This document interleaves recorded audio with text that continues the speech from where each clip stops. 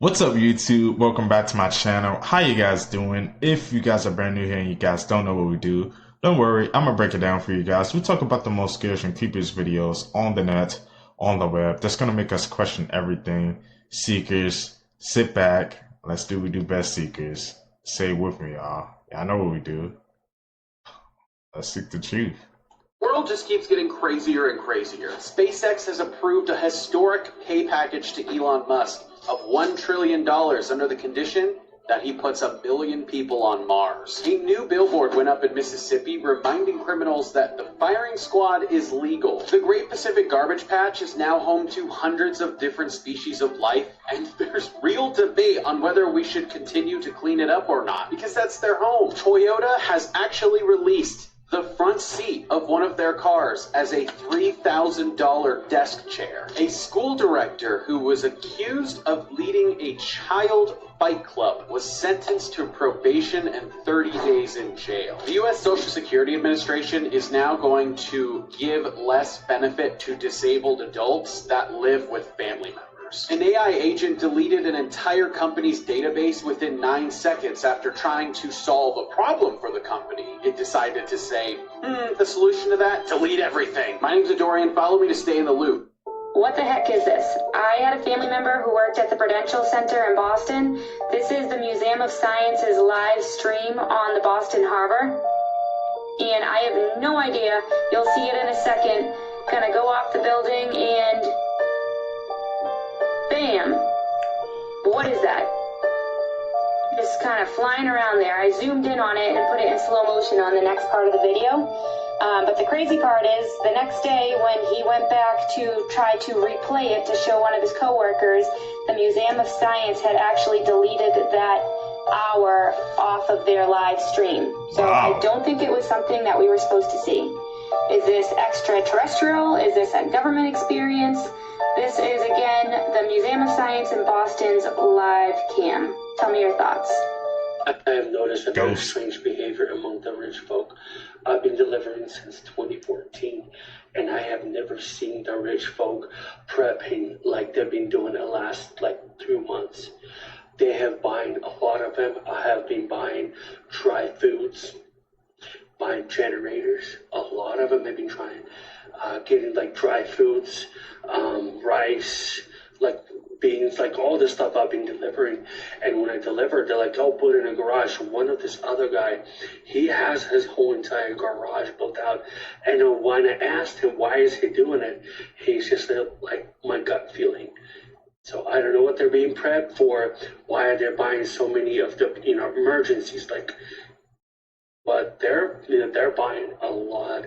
They're prepping, and I deliver to people who are earning million plus. Some of these houses $2-3 million, and they're prepping for something, not to leave or go anywhere, just to stay in. They're prepping. That's highly suspicious. What do you guys think? Leave in a comment. Morning. Is that connected to, to all those freaking rich folks buying all those bunkers? And now he's saying more people to bring dry foods, rice, grains, and beans and stuff like that. They're prepping. My question is, prepping for what, man? There's so many things going on in the world right now. You can't even narrow it down to just one thing. Sad but true.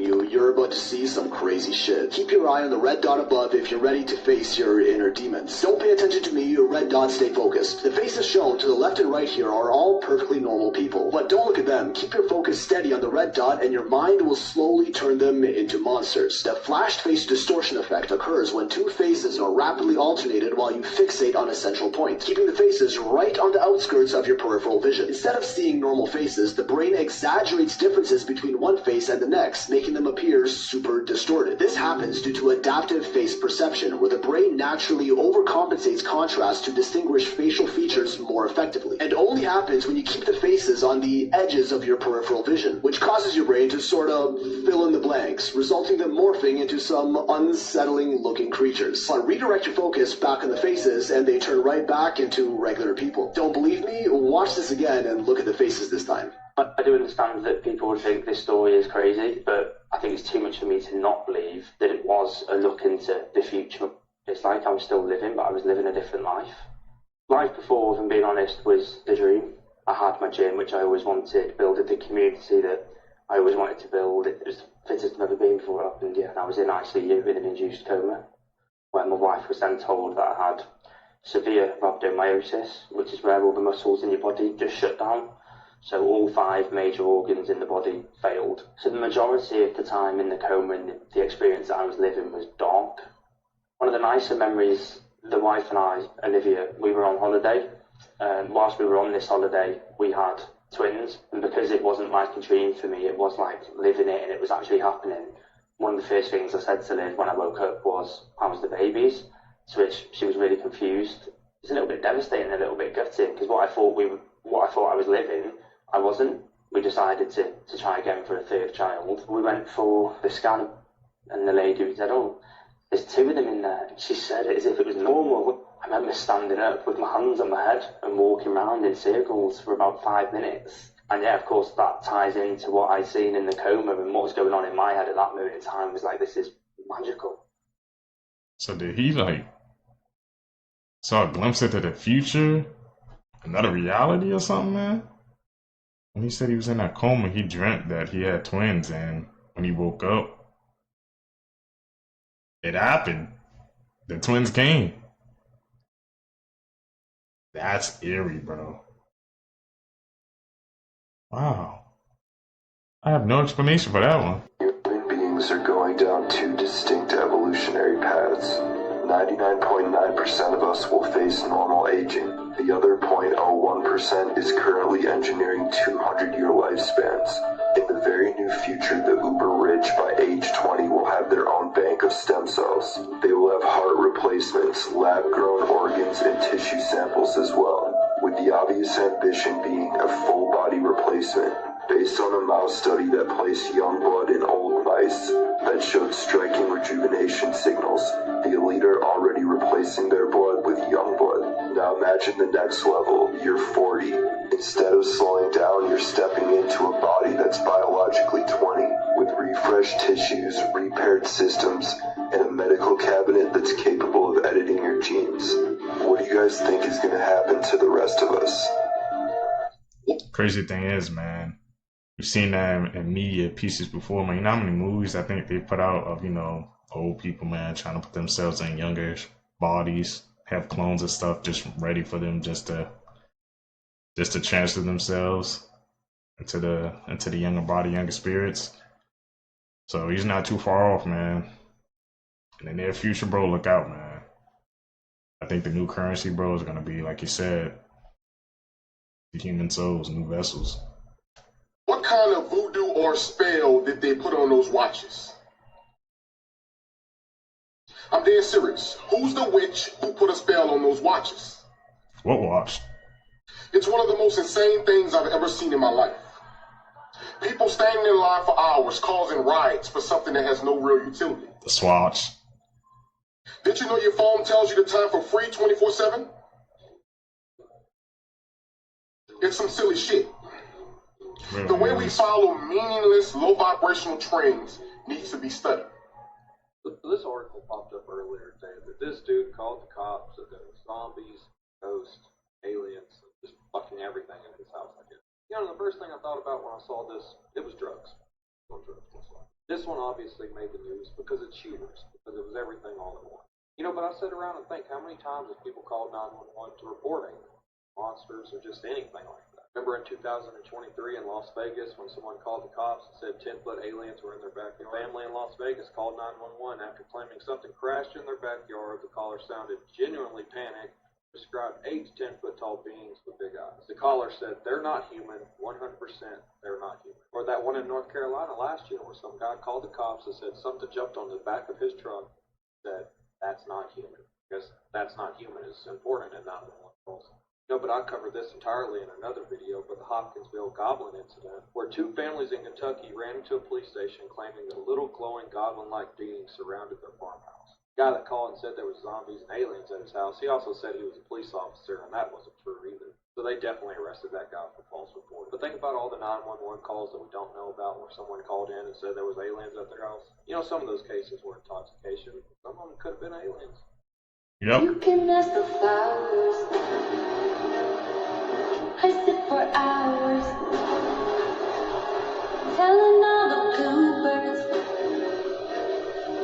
the Bill and Coo birds. That's a wolf right there. Pretty little baby. This clip right here got everybody asking the same thing. Is that a mask on this man's face? Just looking at it. You can't tell me it don't look like a mask. Shit look crazy. So my only question is, if this was indeed a mask, why would they let this be seen like this? There's no way they will f up like this and not know that this will be showing, or allow it to keep airing like this. So you know I gotta ask the question, was this purposely done? Was this used as a distraction? Was this used to get people talking? Because everybody and their mama is talking about this right now. So then I start thinking, what is going on to why this can be used as a distraction? Somebody let me know down below in the comments. I know somebody know, because stuff like that do not just happen by coincidence. They do not just let that slip up and be like, oh, it's out there. Oh, this is live. People can see his neck. They had to know before he was even going on air. Just don't care no more. 64, don't. I was driving my trailer and I was coming down 64th headed in Illinois. I saw a car hit that and I'm like, what the hell? And I had to go around here. And I got my trailer behind me and I barely missed that, bro. That's all the way down to the bottom of the... I'm getting out of here before I fall through there.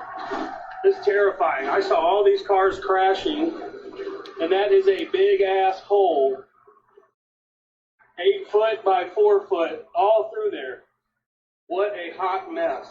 NASA just announced that Jupiter, obviously the biggest planet in the solar system, is actually smaller than they thought. They've been getting the measurements wrong for 50 years. This is literally insane, but NASA's Juno spacecraft has been orbiting Jupiter for almost 10 years now. And now, after analyzing 26 different close flybys, scientists have now published something that's making them say that textbooks need to be rewritten. Okay. They are now officially saying that Jupiter's equator is 8 kilometers smaller than they thought, and its poles are 24 kilometers flatter. That obviously might not sound like a lot, but for the biggest planet in the entire solar system, that is a significant correction. And here's why it was wrong, by the way. They're saying that the old measurements came from Pioneer and Voyager back in the 1970s. And by the way, those two old spacecrafts only used 6 different data points, and they did not account for Jupiter's insane winds. And these winds are so insanely strong that they actually reshaped the planet. Dude, this actually matters, and it's a way bigger deal than you're probably realizing, because this goes way beyond Jupiter. Scientists use Jupiter as a reference point whenever they're measuring every single other giant planet that they discover in other solar systems. So that means if our measurements of Jupiter were off, then that means that our measurements and calculations about thousands of other planets were off too. We have literally been looking at the biggest planet in our solar system for centuries, and we just now got the size correct. And that's NASA. They got, like you said, if they got that wrong, what else did they get wrong, bro? I'm surprised they even just announced that publicly, man, that they resized Jupiter wrong. So it's smaller than they recorded, like you said, and they've been recording that data for a very long time, man. Bro, that just gives more just more evidence, man, about the whole moon landing and how it's all an experiment. It was fake. Okay, explain this. Steamed, season's choice, cut green beans. Put them on this plate. Put them in the microwave. Add 30 seconds.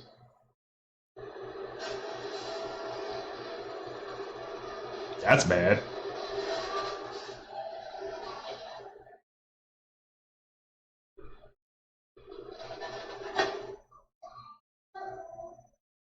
Explain that. People Only thing that does that in a microwave is metal. I heard some people say it was the plate, but if it's a paper plate, it wouldn't do that, right? You got traces of metal in the green beans? Not true.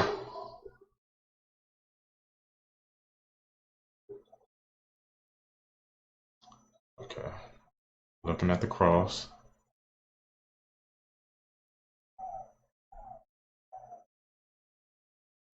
So that's my news.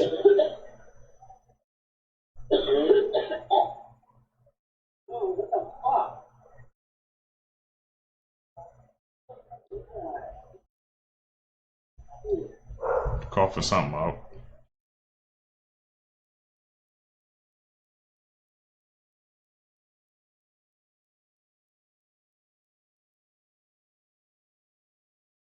Baby, what took you so long to answer? Dude, the house smells like literally like rotten egg. Like, it literally smells like you forgot to take the trash out or something. Like, I don't know what the fuck is going on with the shit.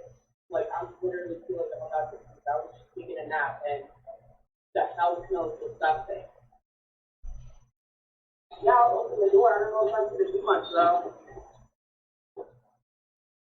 Okay. I'll smell it. The door's open. I don't know. I need a fan or something. We need to get home and like air, like do something in here. Did you take the trash out? What the fuck, baby? The lights are fucking flickering now, dude. Baby, stop! What the fuck? Oh, she out. Humanity is not the only intelligence in the universe. Humanity is not the only intelligent species. We are absolutely not alone. UAPs are real, they're here, and they're not human. Okay. Know a few UFO files. Heard this is the second batch.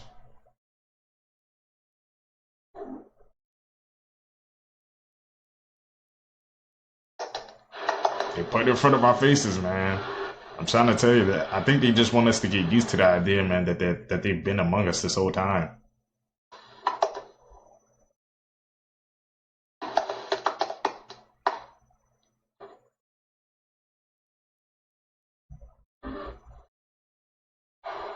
Alright, yep.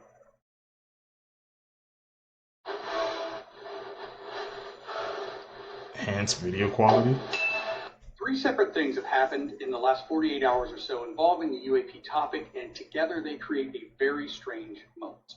So first, Ross Coulthart posted that he's been told that the president has now been thoroughly briefed on the legacy UAP crash retrieval program, a briefing way beyond what he allegedly received during his first term.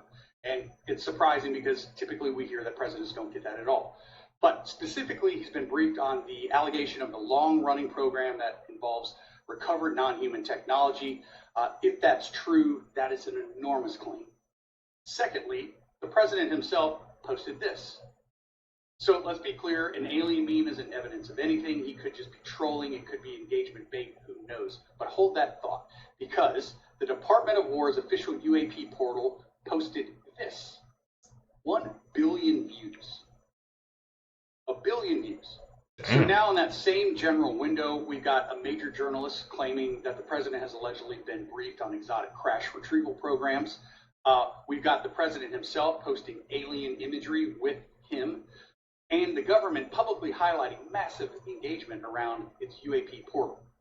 So does any single one of these prove anything? No. But when multiple UAP adjacent signals all start kind of clustering together at the same time, people pay attention. Coincidence? Narrative shaping? Or is there something else? Let me know what you think. Something else.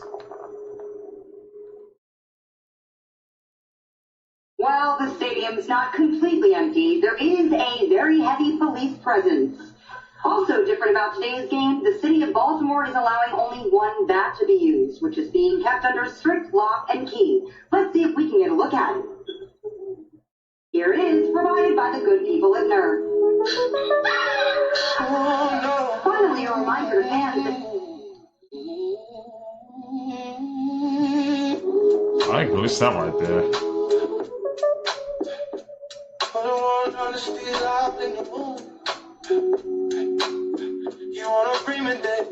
Can't be a coincidence, right?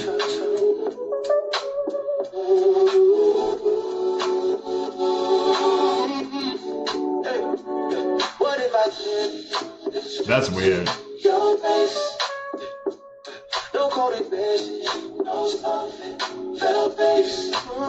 This is Miles Axelrod from Cars 2. Now, in this movie, Miles Axelrod is a wealthy billionaire. He travels the world without GPS, and he converts and builds this company called All in All, where you are supposed to use this fuel alternative to power your vehicles. And it helps save money, it helps the cars and the vehicles. And then suddenly, during these races that Miles Axelrod is sponsoring, all of the cars that use All in All begin to explode. So as they begin to explode, it degrades the public trust of All in All. And ultimately, there's one last person who decides to use All in All, and that is Lightning McQueen. Now, simultaneously, you have Mater, who has been inducted into this FBI that he didn't even try to do. He was accidentally recruited. And he finds out through his own personality that Miles Axelrod had been orchestrating the events of the tragedies with the race to degrade the public trust of All in All because he found oil. And this has nothing to do with wealthy people orchestrating events so the public can steer towards a certain direction. Not at all. This doesn't have anything to do with no correlation to the wealthy, where they want you to do things that are like fossil fuels because they want to make sure that you are spending the money to make them profits. This doesn't have anything to do with that at all. What did we learn? Does anyone else remember when people were finding random staircases in the woods? Reports about these mysterious stairways showing up in the middle of the forest began happening in the early 2010s. An entire Reddit thread was created just to share photos and locations of these staircases that were discovered. That thread was started by a search and rescue officer sharing his creepy experiences coming across these staircases in the forest while searching for missing people. According to the original poster, when he asked people on his team, he was told by all of the other officers not to worry about them, that they were normal, but he was also advised to stay away from them and to never, under any circumstances, climb the staircases, but with no explanation why. He described them as standing entirely alone in the middle of nowhere, usually 30 to 40 miles into the forest, and not attached to any ruins of any buildings, almost as if someone had taken the stairs from a house, cut them out, and put them in the woods. He also clarified that these staircases are not just old, decaying steps from a long-gone house. He instead described them as usually in immaculate condition, sometimes made from materials that just don't make sense for being in the forest, like polished marble or wrought iron, and they all seemingly lead to nowhere. This thread created a plethora of conspiracy theories that the stairways were possibly some sort of gateway to another time or dimension. It went so far that even a horror show called Channel Zero picked up the storyline for one of the seasons of their show. In the show, the staircase in the forest serves as a portal to transport the main characters to a mansion owned by a family of ritualistic cannibals. I'm gonna have to go through down that rabbit hole, man. All those stairs in those mysterious places. I wonder have they ever figured out the mystery, man. With the staircases in the forest. Who was building them and who was putting them there, man? I'm gonna have to go down that rabbit hole. I did the Ouija board and it told me that I was gonna die at 28 years old by a shark attack. And so I've been like, oh, like I'm just not gonna go in the ocean when I'm 28, which I do live by the beach, so that's kind of hard, but I was like, you know, I can avoid that. However, my roommate came home with this.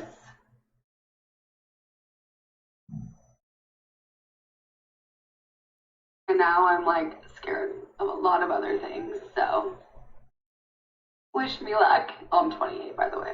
Have any of you ever seen this man in your dreams? No. I'm Poppy and I like to explore some old and creepy websites and take you with me. Yesterday I watched this Nicolas Cage movie called Dream Scenario and I couldn't help but think that it was based on this man. I'm sure all of you guys have seen him before, maybe in your dreams. If not, he's become like a viral phenomenon over the past 20 years. But this website is called thisman.org. And like you would think, it's completely dedicated to this man that people dream of. And there's news, history, theories, dreams, portraits, a lot of stuff just dedicated to him. And we can check out some of these theories right here. And these are pretty interesting to read through. They apply things all the way from young psychoanalytic theory to a religious theory. I mean, these are two pretty polar opposite things that have both been used to try to explain why people are seeing this man's face pop up in their dreams over the past however many years. And the fan art tab is pretty hilarious. Like, I did not know that people were drawing fan art of this guy. Like, look at him on the pumpkin. Compared to some of the other ones I've cooked up for you guys, this one is pretty tame. But if you're interested in weird websites, join my Discord link in bio. Data centers secretly drained water, ruined the locals' water pressure. People in a Georgia town noticed low water pressure in their homes. Weak showers, they couldn't wash their dishes. Officials traced the problem to a massive AI data center site nearby. They were taking the water secretly. They had connected to the water supply without a meter. This was going on for months or even up to a year. They used 30 million gallons of water, which went unaccounted for before anyone caught on to the issue. Meanwhile, local residents were being told by the government to conserve water because of a drought. Turn off your sprinklers. Take shorter showers, they said. Stories like this are starting to pop up everywhere as these huge AI facilities spread into suburban and rural areas. Soon we may be getting weak water supply and paying higher taxes. Also, big companies can store billions of terabytes of information about us to track everything we do. How do you feel about this? Where does this end? Let me know below. It's not gonna stop. I got bills. I paid my card. I give it right back to you. Then I gotta pay my rent. I give it right back to you. Don't that mean I'm working for free? I'm sorry. I just want to understand it, bro. I just want to understand this shit real quick, man. I want to understand reflection. I want to understand this real quick. I own a business. I own my own school. The building is owned by some realtor. I call them up. I pay the realtor. Who gave the realtor the money to get the complex that I'm going to own my business? The bank. Right? But I got my own business. So I'm coming in here, but I pay my rent to the realtor. Who pays that? To the bank.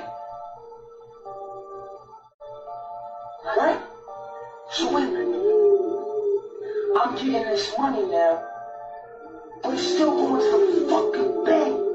Always does. And then now, because I own my own business, I'm the man, I got bigger bills. Guess what? Pay my employees or whatever, collect my stuff, and now I gotta pay my car note, because now I gotta fly to pay my car note. That goes to the bank. Pay my apartment, my house, my mortgage, that goes to the bank. It's a wrap with it. Well, you always got it at the end, man. Even if you own your own business, man, you got to pay somebody, bro. There's always going to be somebody like ahead of you, man, or like above you that you always going to have to end up paying them something, man. That's crazy, but he's putting two and two together, man. Like I said, it's a rat wheel, bro. It's a cycle.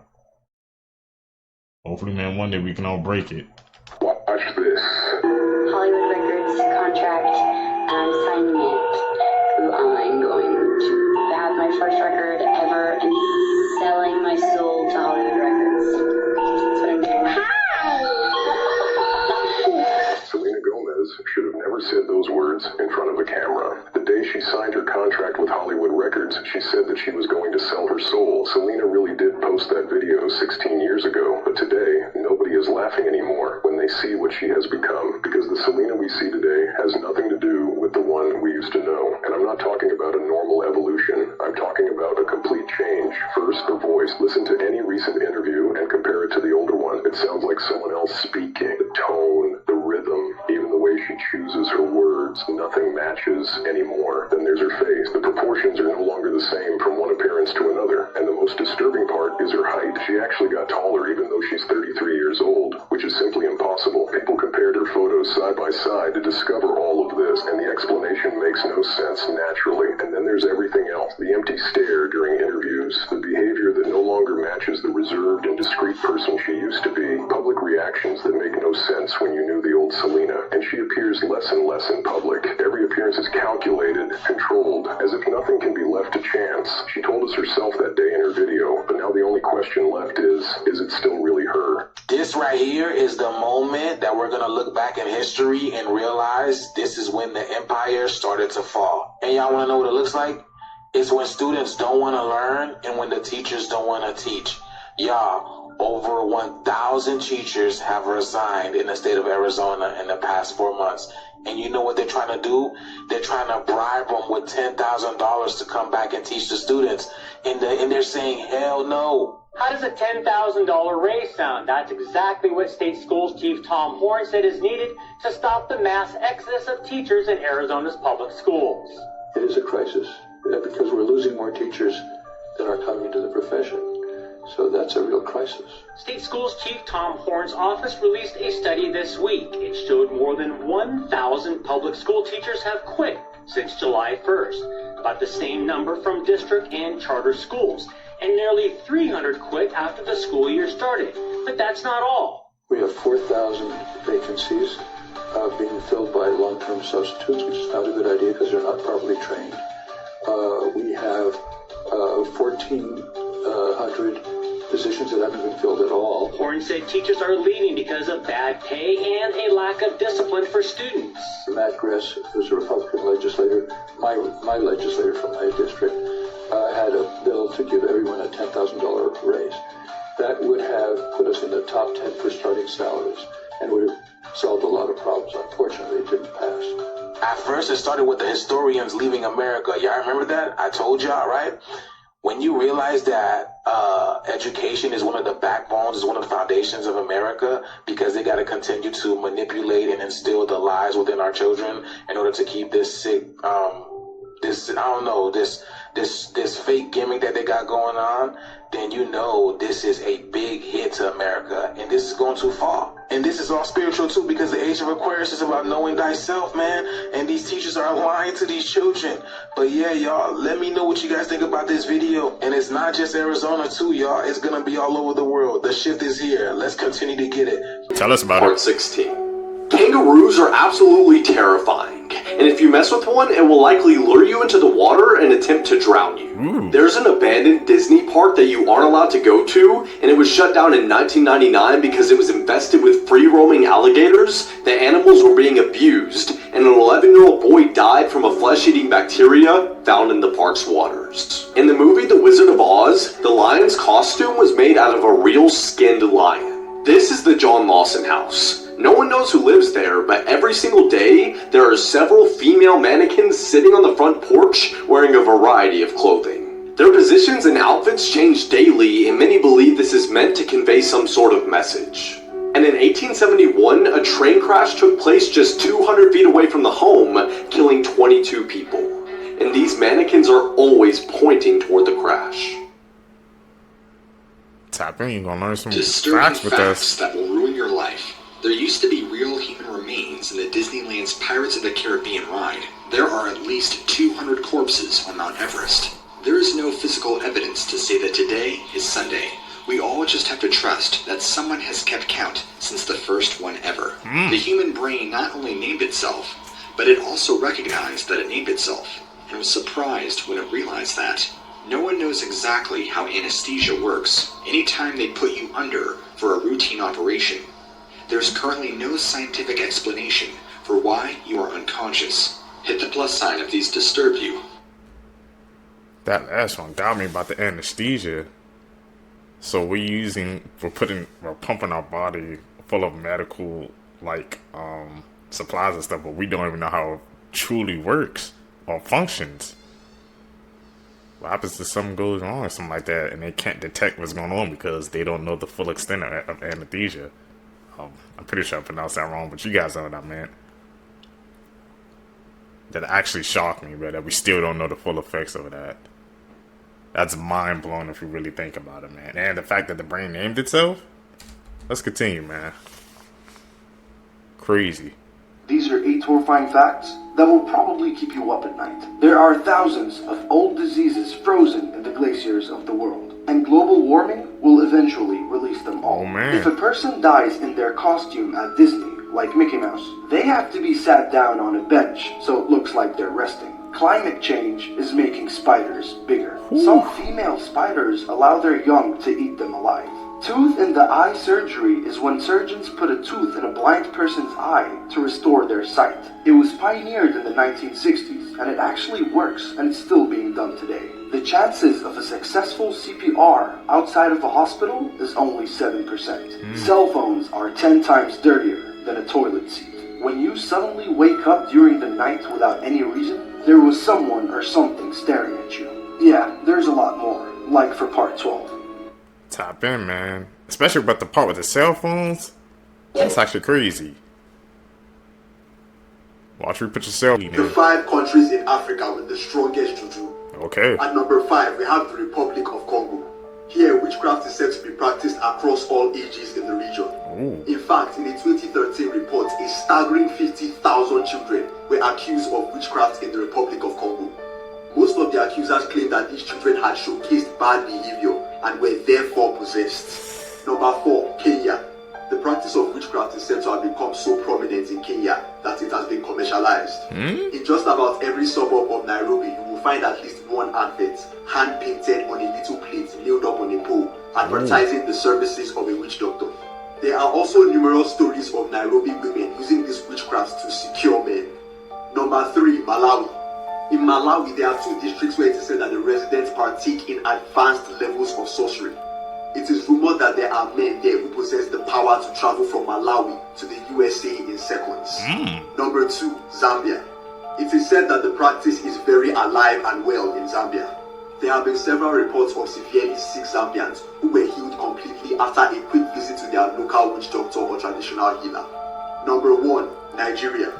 Nigeria's exploits in this regard has gathered a lot of media attention over the years, with people said to be using witchcraft and sorcery to attain wealth, secure wealthy partners, and battle enemies. Fourth one.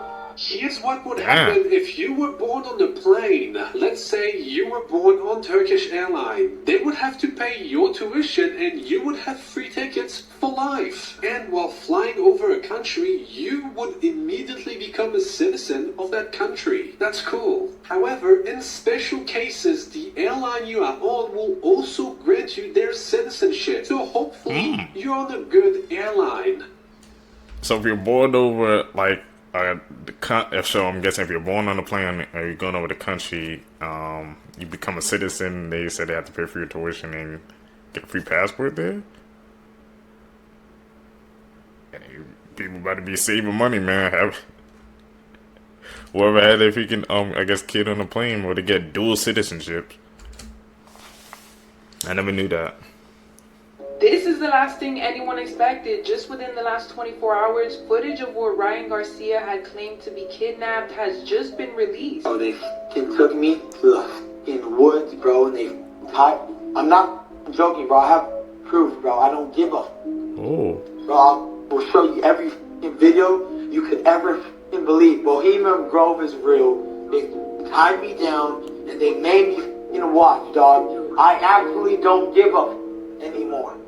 Yes, I lost it. Now, this is exactly why you can't be playing both sides, because after this video and audio footage was released, he had tweeted on how he has been going through some intense spiritual attacks and constantly fighting demons. And even if you look at one of his most recent conference gatherings, you can see him manifest from one person to another.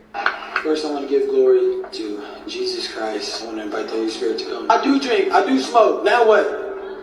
Alright, what if I came up there and I fuck out of you, motherfucker? The orange cat, who was accepted by a herd of capybaras at a Malaysian zoo, has received his own official signage and is now an official resident of the capybara habitat at Zoo Negara. The cat's name is Oyen, and it's believed he lost his mother as a kitten, but he found his family in the capybara habitat, and he seems to think of himself as just another capybara, and the capybaras are just as comfortable with Oyen, happily welcoming him into the herd. He's been seen within the habitat for the past several years, and over time he's become so popular that some people visit the zoo specifically to try to catch a glimpse of him. Because he's such a beloved resident of the zoo, and he's made clear that he intends to stay with his capybara friends, he finally received his official signage in front of the habitat last month. Now, the capybara habitat is officially Oyen's home. Zoo staff has indicated that Oyen and the capybaras are happy and healthy with no signs of distress, so they're happy to let the friendship continue. And while Oyen has been spotted snacking on some leafy greens with his friends, he is fed his own cat-friendly diet by the zoo. I'm Jen, and I post something positive every day, and you can see more from Oyen and the capybaras on Zoo Negara's account, which is tagged and in the caption.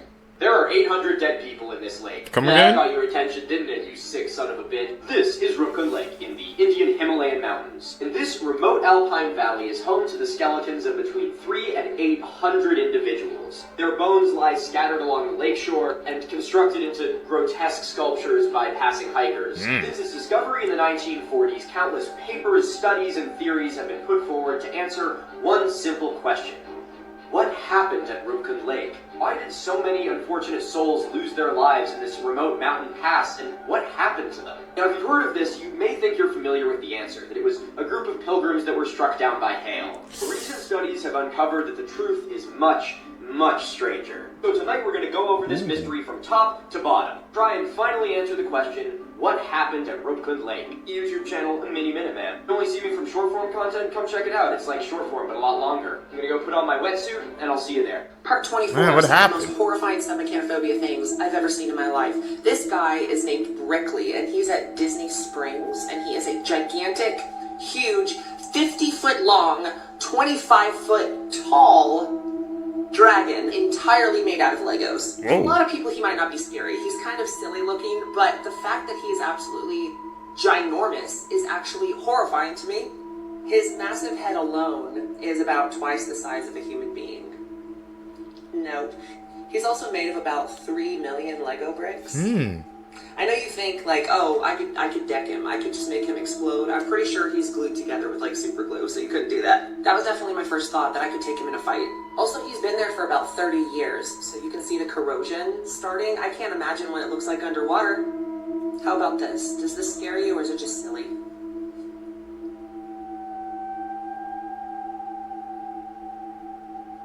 It's been there for over 30 years? I wonder who built him. Never say this out loud, or you will die. There's a cursed Japanese poem called Tornado's Hell. And supposedly, if you read it out loud, you will die or be cursed for life. Now, you can read it in your head. This is where things get crazy. A man named Suji Teriyama decided to make and direct a movie based on the poem. Exactly 1 week after the release of the movie, he suddenly dropped dead. By the way, y'all, I asked y'all to name our new baby, and the highest voted name was Steve. So I guess when this guy hatches, his name will be Steve. Since we got this baby together, you do owe me child support. Now this other story is also crazy. There was a schoolgirl that was dared to say the poem out loud. Look, you got friends daring you to do stuff like that. You need to get rid of them. Literally 1 week after doing the dare, she suddenly dropped dead. Woo, look at that, baby. Look at that. Sheesh. I flashed the poem somewhere in this video. But I'm telling you, if you find it, don't read it out loud. Or I'm gonna come to your funeral and tell everybody you're stupid. You're stupid. I ain't reading that poem. Too many bad energy, too many bad signs. The Power of Time. This sculpture at an abandoned cemetery in Poland is slowly being absorbed by a tree. The Whoa. black spots on this dog faded over 10 years. I didn't know it could happen. Bones now versus phones 20 years ago. Which one would you pick? Ooh. This father and his daughter and cat 10 years apart. Adorable. These two brothers returned to Chernobyl and recreated the same pictures after 30 years. And the tiny car was still there. Subscribe for more. How the hell did they get into Chernobyl? Isn't that where that it's like one of the most radioactive places on Earth? How the hell were they able to travel there? Were they even let inside there? crazy. And everything was still the same 30 years later. Just goes to show you, man, how nothing's around that place. It's completely desolate.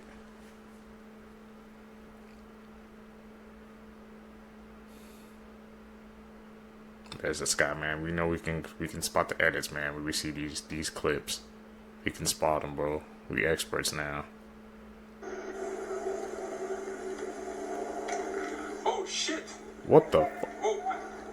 Yeah, that video's fake, but this is as real gets. Proof that dinosaurs never left, they just rebranded with feathers. Allegedly, this is a stellar sea eagle. Many would say the biggest eagle on Earth, although some would like to have a word. Matter of fact, here's the biggest eagle in your area code based on where you live. South America, you get the homicidal hippogriff, the harpy eagle. A buckbeak-coated middle finger to the food chain. Nature gave them short wings, and they used them to commit flybys in the dense jungle. They also have claws that could dap up a grizzly bear. With America, we got the golden eagle, also known as a final destination for goats and chamois. That's a chamois. This bird will make an honest attempt on the life of anything with a pulse, which is why they have a hit list of over 400 animals. The African crowned eagle is like the harpy of the motherland. Same short wings, same claws, same problems. They've also allegedly murked small children, and the famous Tongues child, which you see right here, is widely believed to have been escorted off the census by an African crowned. Wedge-tails are the dinosaurs Australia deserves. Not only will they run fades with kangaroos, they'll fly anything in their presence, and you're liable to get drone strike. This is the Philippines eagle. If you've never been flexed on by a bird, get absolutely mogged. It's a monkey eater that also has an argument for being the biggest op in the sky. Although they're in danger, so really they should be afraid of us. Moral of this video, the most devious trick dinosaurs ever pulled was convincing you they left in the first place. Have you heard about this man who passed away while squatting 400 pounds? 33-year-old Justin Vicky was a bodybuilder and personal trainer with more than 30,000 followers on Instagram. Justin was a regular at the Paradise Gym in Bali, but on July 15th, 2023, he attempted to squat a total of 400 pounds, but things went horribly wrong. Mind you, this was all caught on camera, but I don't want to upload it because of TikTok's policies and I don't want this video to get taken down. But basically, during one of Justin's sets, he failed to lift the bar back up and it snapped his neck. He only had this person spotting him, which a lot of people have said that he should have had at least 2 other people on both sides to support him in case something like this happened. It was reported that the force of the weight broke Justin's neck and compressed the vital nerves that connected to his heart and lungs. He was rushed to the hospital where he unfortunately passed away. You know, I don't think I really hate any animal. Every animal has a purpose, except this. I hate this bird, I hate everything it stands for. In fact, if he had an Antarctic Antichrist in its cast, that movie would have been a snuff film. This is a giant petrol, but if you're a sailor, you probably know it by its street name, the Stinker. Because this satanic seagull on steroids is a meal plan of rotting, decaying, disease-ridden foulness I can't even imagine. Or maybe I just don't want to. And like an air-conditioned vulture, they have the same table manners, meaning they'll pull up to a corpse and start eating it from the softest point. So if you ever peep this flying coffin and red face, no, it just got done tossing an expired elephant seal salad, which makes their choice in self-defense somehow more offensive. Press a petrol or its kid, and it'll projectile vomit vile-smelling corrosive stomach oils right to the face. Oils that are so acidic they can actually strip the waterproof coating off other birds' feathers. You know, I said vultures, and that's not fair. These vultures usually wait for you to die. Petrols do no such favors. Pain and paralysis demon will snatch up miners like Dan Schneider and rip them open alive. And remember, the Stinker will pull organs right out the poop chute. The freeze-dried booty bandit has been known to drown other birds like the Australian gannet. You wanna know what this predatory prostate exam is? This is if hyenas had wings. And don't think they just go after chicks. If they find an injured penguin, they will personally speedrun the process. Well, actually not speed, because again, the anal undertaker don't wait for you to pass tense. It's like the booty warrior from Boondocks came back as a bird. Blight to the animal kingdom with a negative rice purity score with a wingspan that can reach a shack. Alright, I'm done. They're not that bad. I just don't like the way they sound. They're crazy, man. That's Black Air Force energy right there. The red heifer sacrifice ritual. What is it really? Let me summarize this for you. Okay. In Judaism, Jewish people are impure, and for them to be purified, they must sacrifice a very rare breed of red cows known as the heifers. Now, the cow must pass a certain list of criteria, like having no spots, never bred, must be a certain age, doesn't have black or white hairs, etc., etc. And then afterwards, they must light this cow on fire, involving some cedar wood and sage. I'm not really aware of the technicalities. But then they use the ashes of this cow for purification of the Jewish people. This sacrifice ritual must be done in Jerusalem, facing the third temple location, which is the Aqsa Mosque. These cows are super rare. The last time this ritual was done was 2,000 years ago. Israel has found 5 cows that meet this criteria in Texas. They bought them for $500,000 and then flew them to Israel over a year ago. And the sacrifice will commence in Jerusalem before the 8th of April, which is next week. But what is the purpose of this sacrifice ritual? Number one, purification for Jews. And number two, the coming of their Messiah. And to us Muslims, this Messiah is the Dajjal, the Antichrist. It is not the Messiah that we await. This is not an ordinary sacrifice. This is a sacrifice to the devil. I'm sure some of you will say in order for the Dajjal to come, he's not supposed to be mentioned in the minbar for many years. But I can argue with that because the Dajjal has not been mentioned on the minbar in most regions for many, many years. So is he coming? Okay. Probably, yes. If they do the red heifer sacrifice, destroy the Aqsa Mosque, and build a third temple, he will come. A lot of information, man. Of those clips that were shown to us.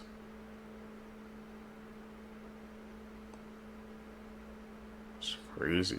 This is the scary story about the woman in the night. A young man moved into an apartment building. The first night he slept in his new apartment, he was woke up by somebody knocking on the door at 1 o'clock in the morning. He got up and opened the door, and standing there was a young woman. She apologized for waking him up and told him that she was his neighbor. She said her husband was beating her and asked if she could spend the night on the sofa. The man felt bad and let her stay the night even though it seemed strange. The next morning, he checked the living room and discovered that the woman was already gone. He assumed that her husband and her made up. But that night, at the same time as before, the same girl was knocking on the door. The man opened it and she said her husband had beaten her up again and wondered if she could spend the night on the sofa again. He said yes, and the next morning when he got up, the woman was gone again. The man grew suspicious and asked his landlord about the strange neighbor. The landlord's face grew pale and said nobody lives in that apartment. He said a woman who lived there died 1 year ago after being beaten to death by her husband.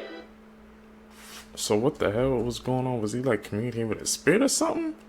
Someone's playing like a sick joke because he kept coming to the apartment like the same night after night at the same exact time, dude. Is that just a story? Got a lot of theories swirling around in my head right now. After that clip played. They kidnapped her for 44 days straight. Damn. The whole time, the 44 days, they were torturing her during these 44 days. It wasn't just those 3 guys that tortured her. Yeah, Denzel told me about it. Oh my. Yeah.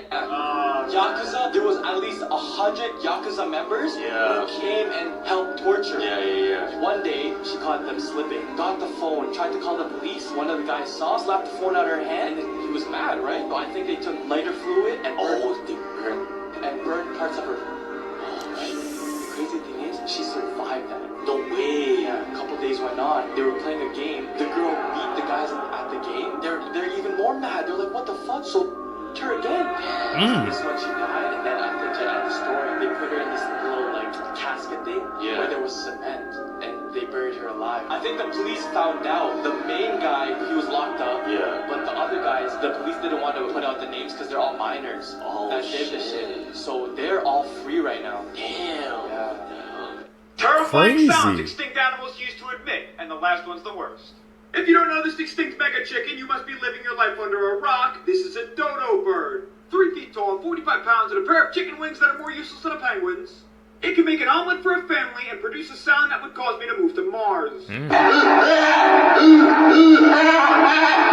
The lizard that got into your bag of trend, the velociraptor. Or should I say Jurassic Myth, because they didn't look like this at all. Hollywood lied to you. Oh. At least the film's fuck-up looks more like a Utah raptor. This is actually what a velociraptor looks like. It's basically also just a giant chicken. Moving 25 miles per hour and hunting in packs isn't the scary part. It's the way they sound.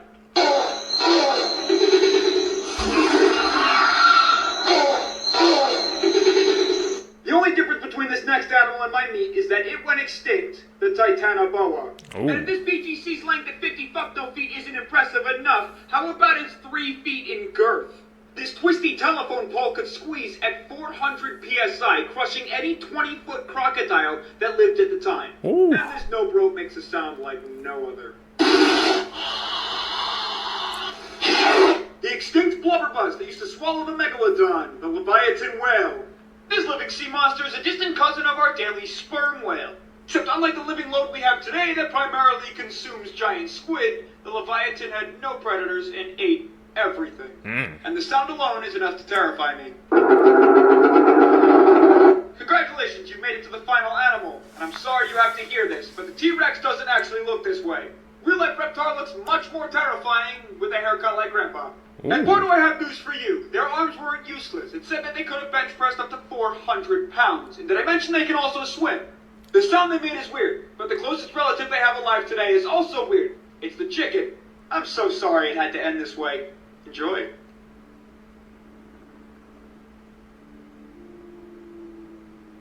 What?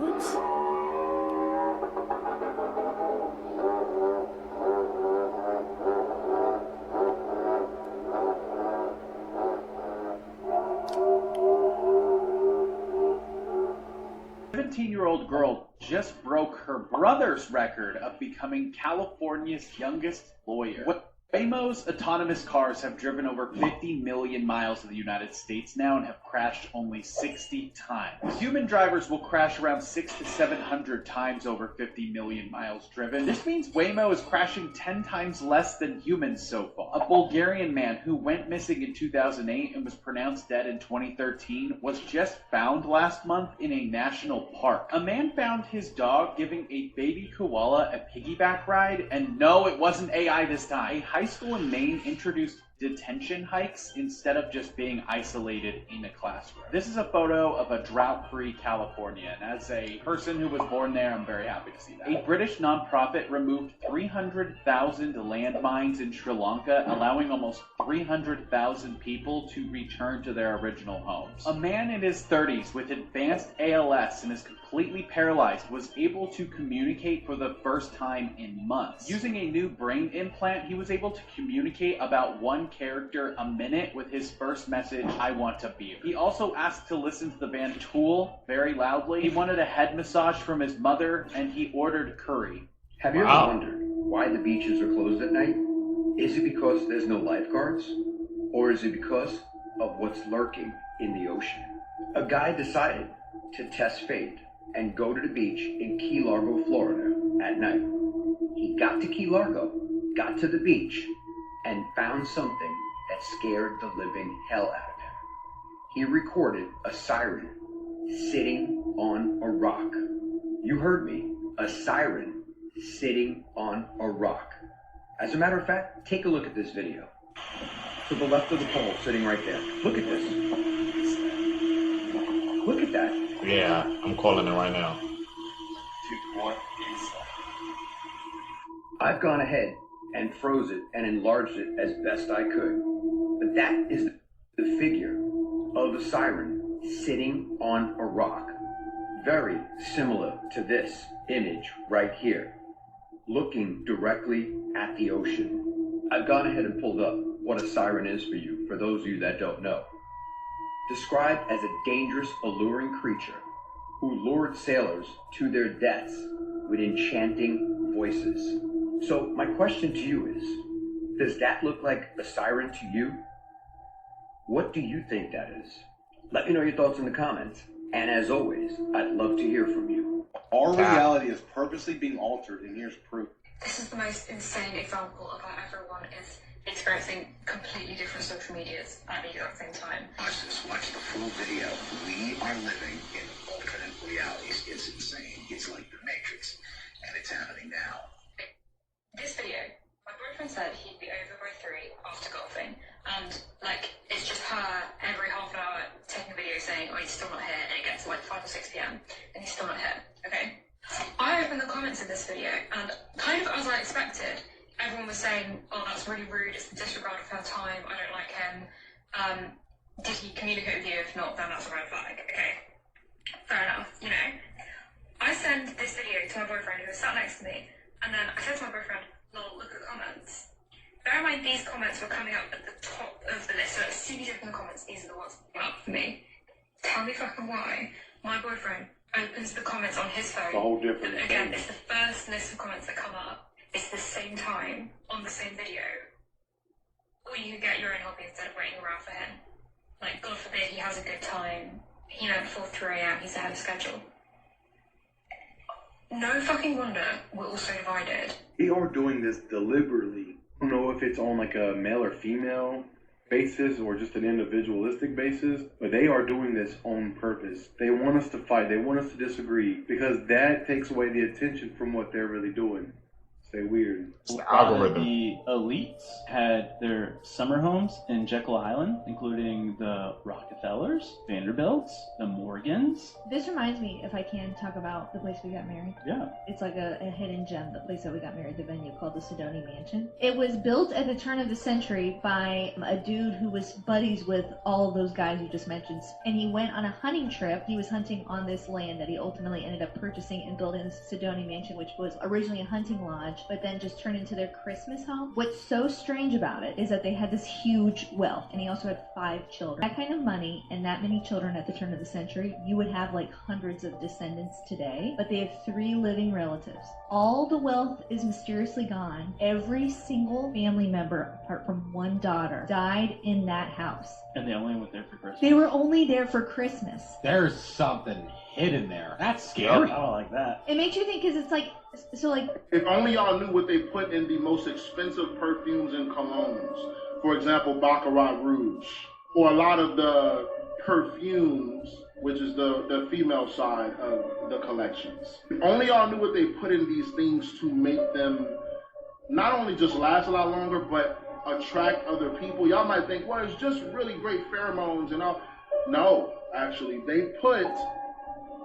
And let's just say allegedly, right? Because you're not going to find an article saying that, hey guys, we put this in here, obviously, right? But a lot of these perfumes and colognes, you got to be careful, have witchcraft in them. And a lot of the witchcraft that they put in these colognes and perfumes is a drop of blood. And a lot of the times, those drops of blood come from things like babies or like things that are sacrificed, or even demon blood. And so you might think, oh, you're just capping, you're just talking. Source, trust me, bro. Why do y'all think the most expensive colognes are, one, more expensive? Y'all might say, well, it's because of the brand. What do these brands practice? Think of Balenciaga, think of Versace. Think about who they worship and what they practice and the things that they do. Okay. Y'all don't think that they put that also in their colognes and perfumes? Think about it. Really think about it. Now, I'll leave y'all with this caveat right here, okay? Think about what they put on these bottles and the gods that they put on these bottles. Like Versace, the gods they put on a Versace bottle. Think about these, and I'm not saying that I think it's the most expensive perfumes and colognes. The ones that have a lot, the ones that are a lot older and have, the ones that are a lot older and they made back in the day and things like that. Those are the ones you gotta watch out for. Right, so you guys think that's why perfume costs so much? That they putting some mixture in it, and the general public that has no idea? That's a theory. I have to go down that rabbit hole. I thought it was because it was so expensive because I guess because the name brands, all the big brands, if they're just a big name, they're just gonna hike up the price, or because of how it's made. CIA dropped documents saying that we're living inside a hologram. Not maybe, not theoretically. No, your entire life is basically a rendered environment, and your brain is the controller. Let's talk about it. So the doc is called the Gateway Experience, and inside of it, the CIA literally says reality is a projection. You ain't hear what I said, right? Not physical, not solid, a self-generated simulation your conscious is plugged into. Like a cosmic VR headset you didn't consent to wearing. According to them, matter isn't even matter. It's just vibrations organized by your brain to make this shit look real. Crazy shit. They say you could break the simulation by syncing both sides of your brain. Something called hemisync. And this is for entertainment purposes only. Informational purposes only. Educational purposes only. 2 different tones in each ear between 3 and 7 hertz. And suddenly your brain clicks into a higher operating system. And once you're in that state, the CIA claimed you could do some crazy shit. Leave your body, remote view locations, manipulate your reality field, access information outside of time. Basically some superhuman shit. This is what they're saying. The CIA also goes as far as saying the universe is a giant holographic projection coming from a source that we can't see. Your body is the avatar. Your conscience is the player. And the game responds to your level of awareness. You heard what I just said? They tried to bury this shit. For years, these documents were classified. Let Google be your best friend. Jump down that rabbit hole. I'm out. So Casanet is Diddy's son. Because at this point, that's what everybody is saying. Every chance they get. So they had the Streamer Awards tonight, and the person who was hosting it decided it would be funny to say that Kai was on a 50 Cent documentary about P. Diddy. They said, that was you on the show, right? And not only that, she tried to play with his Streamer University too, saying it was the most uneducated university ever. Look at this shit. Haircut and the least educational university. So congratulations to you. Oh, and also, congrats on your new documentary with 50 Cent. That was you, right? So on a bigger stage, she decided to make those comments, knowing everybody is watching it and knowing how everybody feel about the Kai and Diddy shit. He better than me because I would have been like, oh, let me see that mic real quick. I'd have definitely told her about herself, and I don't even know who Shorty is. But he ain't tripping too much because you see he racked up his awards. But I don't know, y'all. At this point, this man might as well go get a DNA test or show your real pop. The McDonald. Nah, Kai Diddy jokes, bro. I know, man. He's probably just getting tired of it, bro. It's like, it's old now, man. People keep saying that all the time. You know, when a joke just keep getting repeated, it's like, wrap it up, bro. Like, come on, it's over, man. That's actually crazy. And it was at the Stream Awards too, bro. And I don't really see. I really don't see how people say he's speaking. He looks like Diddy. I don't see it. Maybe I'm just on the outside looking in, but because I'm obviously not on that level. But like, I wonder how that affects Kai, because you know Diddy did kind of. He did some crazy stuff, and people keep saying he looks like him. Like, you know, that I don't know how that affects Kai, bro. So. Speaking popular streamer, I'm Dante, was talking about it on the stream yesterday, just saying how, like, you know, people, they just, you know, they saying it's a joke or telling Kai, you know, it's just a joke or something like that, but you don't know how Kai's taking it, so it couldn't be, it might not be a joke to him, like, that could really be affecting him, bro, so I don't know. Just tell me down below what you guys think, man. Monopoly game? Oh, that you like rip off? Yeah, did you know there was an actual gang that set up to heist the winnings? Wait, someone actually they got away with like 125 mil, something like that. Yeah, there's someone on the inside. You know how they make the McDonald's like, oh, you have to collect boardwalk? They were doing it over a span of certain years. What ended up happening was somebody that was the head of like this computer that generates the little Monopoly things. At the end, obviously it's gonna be used, put into products, or whatever. This guy was in charge of that. Why didn't he just give his numbers to his friends? That's what he ended up doing. Oh, okay. What's crazy though is they had it on lock because they would have an auditor watch exactly where the secret envelope with all the winning stuff are. Yo, even on the airplane, because there was just one time he wanted to go to the bathroom, whatever, and then he hid different ones and replaced them. Yeah. And then just gave like the actual envelope with the fake ones. Oh, the Penguin Zero situation is insane. From starting this channel in 2007 all the way until today, I have made $1 million.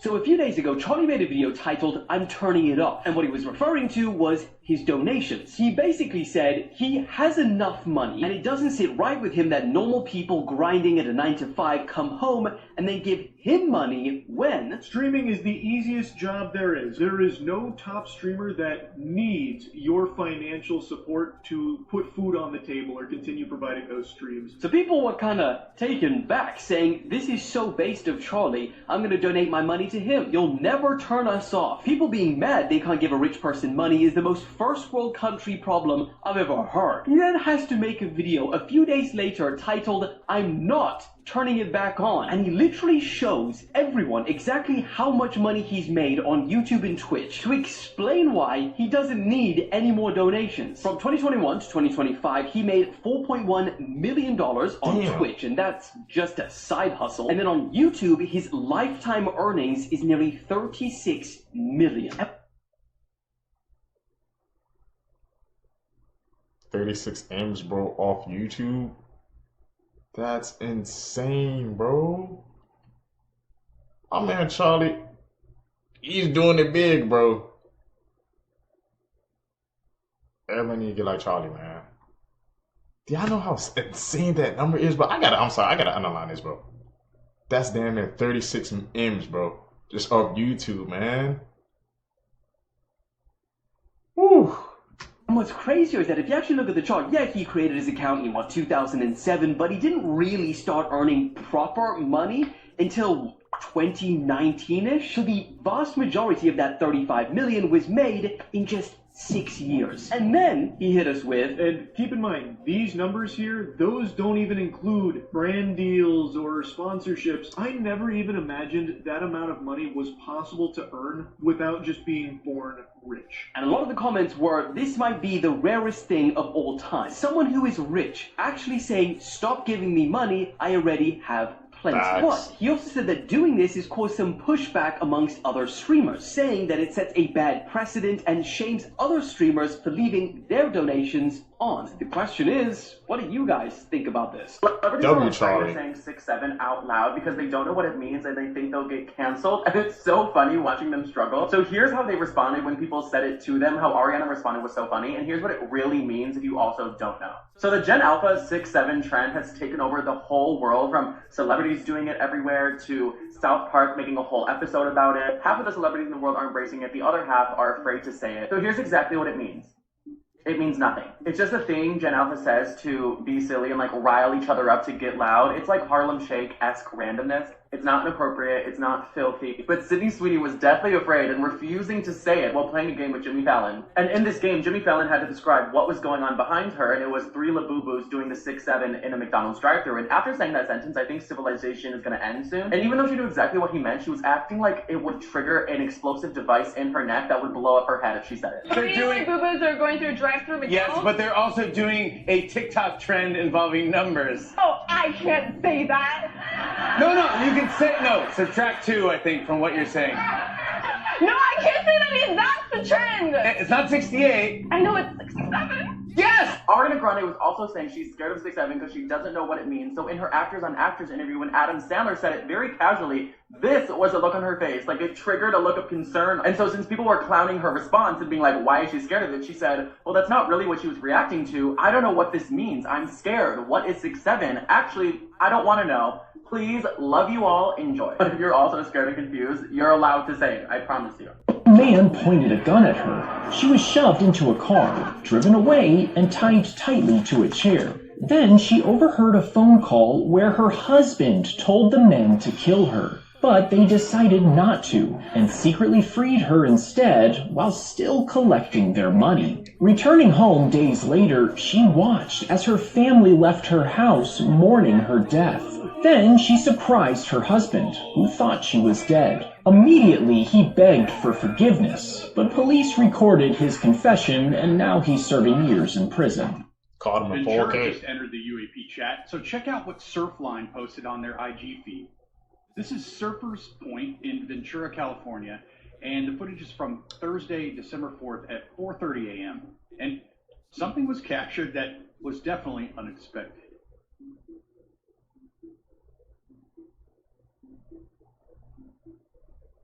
So this is a tower-mounted surf cam designed for, web streaming and capturing long exposures over the ocean. And, don't forget, there's a long-running belief that the waters off Southern California, especially the deep water shelf between Catalina Island and the Ventura coastline, are a UAP hotspot. I mean, you've had military pilots, boat crews, and radar operators all reported strange activity out there over the years. So, who knows? And Surfline themselves posted this with the caption, video produced by surfline.com, which means that, they obviously thought it was interesting enough to share themselves. Was it an edit, or was that legit? Because those looked like some UFOs to me. So, what are we looking at here? Drones, reflections, some kind of atmospheric phenomenon, or was something else cruising the Ventura coastline? It's a fun one. Chime in with your guess below. What do you think? So I was in my car, I was cruising, I was trying to upload a video. For some reason I was having problems uploading the video. I just couldn't get into 5G. So I started driving for a minute, just trying to look for a tower, and I just couldn't find a tower no matter what I did in this neighborhood. So eventually I saw these guys walking by, and I said, yo, y'all get service around here? And they was like, nah, we don't get no service. I said, why not? He said, the rich people in this area, they made it so that they couldn't put up 5G towers. I said, what? He said, yeah, they're opposed to 5G towers. They don't want the 5G towers around here. They feel like it messes with their It messes with the energy, it messes with the aesthetics, and it messes with their property value. I was like, what? So yeah, man, rich people is out here in specific towns just saying, yo, we don't want 5G towers over here because they fuck up all kinds of shit. Meanwhile, they put these motherfuckers everywhere. Yeah. Wow. Affluent communities oppose installation of 5G towers. Talking about aesthetic concerns and the scenic, the historic districts, and so on and so forth. Then the home worlds, you know, they're worried about the negative impact on their property value. Meanwhile, they'll just put these motherfuckers up in everybody else's neighborhood. And I thought y'all just want to know that because they just put these things all over the place, put ugly costumes on them, and just put them just about anywhere. But when the mind is blind, the eyes can't see. These are all evil. All. What do they know that we don't? They don't want them in the rich people's neighborhood, but they in our neighborhoods. So something has to be going on, bro. Do you know how much pull you have to not let those towers go up, bro? 5G, that's big money.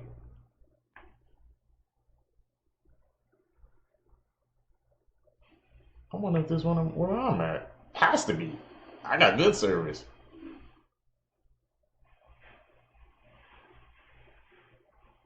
I don't know how I feel about that. They are telling us right in our face what they are doing to us, because what in the hell is radiation fog? I've been on this earth for 30 plus some years and I have never heard of this in my life. A mysterious 400-mile stretch of radiation fog blankets the state of California? But here's the thing, y'all. It wasn't just California. A whole bunch of people have stated that they woke up to fog in the morning too, and they were experiencing headaches, nausea, sinus problems. Their animals were acting up, and now we know the exact reason why. Now they're saying 20 different counties have reported this heavy dense fog sitting over California, and it's affecting 2 to 13 million people. Million people, y'all? See, that's exactly what I've been saying, man. Fog is not common in Florida, especially in South Florida, bro. And now they are telling us what they are doing to us. As soon as I said that, I get a sharp ringing in my left ear. Oh my God, the shift is here. A 640-kilometer area in California is under the cover of a thick fog that can create respiratory problems and also cause asthma. Nearly 13 million people are under travel warnings, with officials issuing air quality alerts as the dense, low-lying fog can prove hazardous. Being called the radiation fog, 20 counties in California's Central Valley are affected. It forms when the ground cools rapidly after sunset, releasing heat back into the air. Experts say this fog can capture pollutants released from cars and factories, severely impacting air quality. Breathing in these particles that remain suspended in this radiation fog can cause health issues. The National Weather Service is also urging people to remain vigilant while driving, calling the fog a high transportation risk. The phenomenon, also named Tule fog, starts around November and peaks from December through February and ends by March. It happens every year in the late fall and winter months, affecting California's Bay Area, Sacramento Valley, and San Joaquin Valley. More than 2 million people are hit in Sacramento, Fresno, Bakersfield, Oakland, and Stockton, the most affected cities, according to the Daily Mail. People who gained real-life superpowers after an accident. Jason Padgett was a party animal who hated school and got terrible grades. But one day, 2 men savagely robbed and attacked Jason outside of a karaoke bar, leaving him with a severe concussion.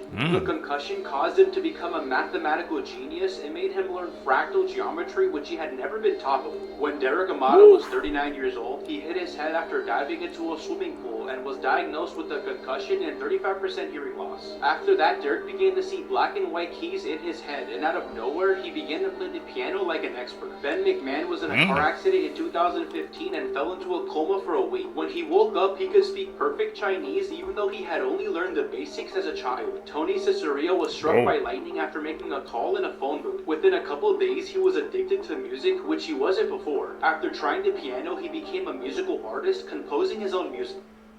Man, they be like getting real life superpowers, bro. Top 3 urban legends that turned out to be true. Part 1. Number 3. The sewer crocodile. One of the most famous urban legends is about a crocodile living in the city sewers. While it may sound unbelievable, there have been several cases where crocodiles have been found in sewer systems. For example, in 2010, a young crocodile was discovered in the sewers of New York City, confirming the truth behind this urban legend. Number 2. Spiders and bananas. According to this urban legend, venomous spiders frequently hide in imported banana bunches. This story has proven to be true on multiple occasions. In 2005, a British family found a venomous spider, known as the Brazilian wandering spider, in a bunch of bananas they purchased from a supermarket. This case confirmed that there is some truth to this urban legend. Number 1. The killer. Hiding in the back seat. This urban legend tells the story of a psychopathic killer who hides in the back seat of a person's car and attacks when they are distracted. While it's difficult to find specific cases that exactly match this legend, there have been incidents where dangerous individuals have gained access to the back seat of cars and attacked their occupants. These events have confirmed the importance of being cautious and checking the inside of one's car.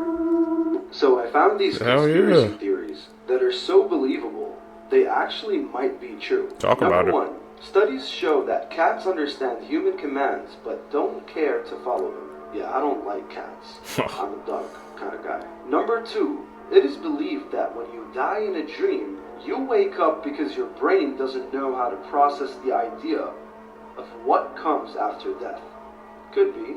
I believe it. Number 3. Now this is scary. The reason Disney came out with a movie called Frozen was so that when you Googled Disney Frozen, you would get information about the movie and not the websites talking about Walt Disney's body being frozen. I mean, I did see an article about this that was published in 1995.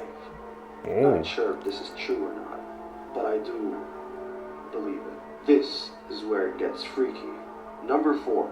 Mike Tyson's fight, time traveler. This fight was in 1995. If you look closely, you can see that that could be a smartphone. In fact, it does look like a smartphone to me. There were no smartphones in 1995. This is how phones used to look like in 1995. They didn't have cameras. They barely had any color. But this thing double flashed, exactly like how an iPhone or an Android would take a picture.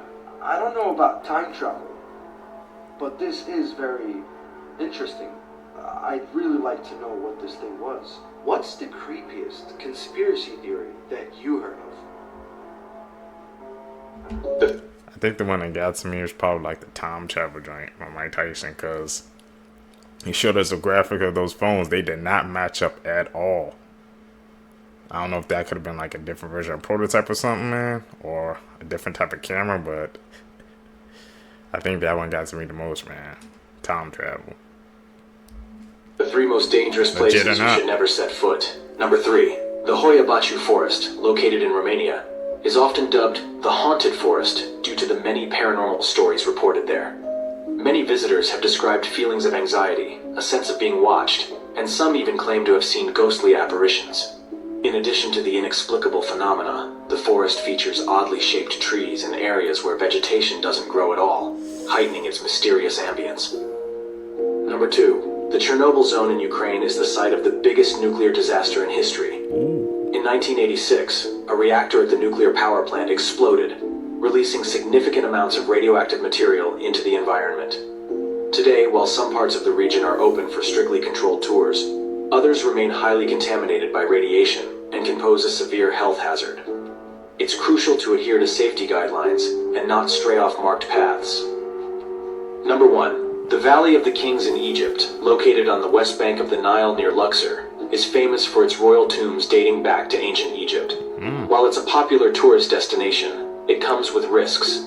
Beyond natural dangers like extreme heat and the risk of dehydration, there have been speculations and legends about the Pharaoh's curse, where those who disturb the Pharaoh's tombs would be cursed. This might ruin your I ain't going there. But in the movie Cloudy with a Chance of Meatballs, there's a really dark joke in there that a lot of people missed. In this scene, you can see the presidents of Mount Rushmore getting pied in the face. But pay attention to Abraham Lincoln. Unlike the other presidents, he gets pied in the back of the head, which is exactly how he was assassinated in life. Oh, what? I never even picked up on that, man. These movies, man, they have hidden messages. When you're a kid, you just don't get it.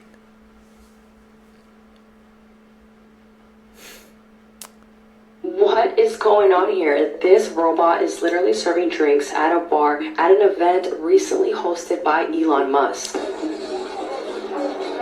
you go. Our robot. Everybody, get pictures. Get my good side. Optimus #1. Robots are the future. How's it going, sir? What can I get you? You want a watermelon?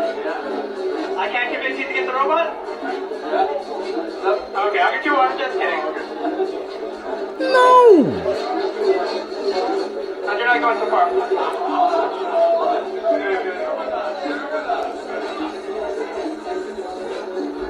There you go. Ice cold beverage.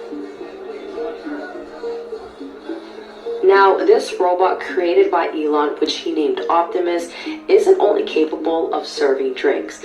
Apparently, it can do a lot more. Apparently, Optimus can dance and interact with people, and it can do things around the house, like cleaning, cooking, mowing the lawn, taking out the garbage, walking your dogs, and also babysitting. I'm sorry, but if this robot can actually do all these things, then I don't see how people wouldn't want one. Tesla's vision for Optimus is so that people can integrate this robot in their everyday lives so that it can do things that we don't want to do or things that are just repetitive or dangerous. When I first saw this, I immediately thought about iRobot, which came out in 2004, which is funny because the director of iRobot recently accused Elon of copying his designs for his new Tesla products, and he tweeted this.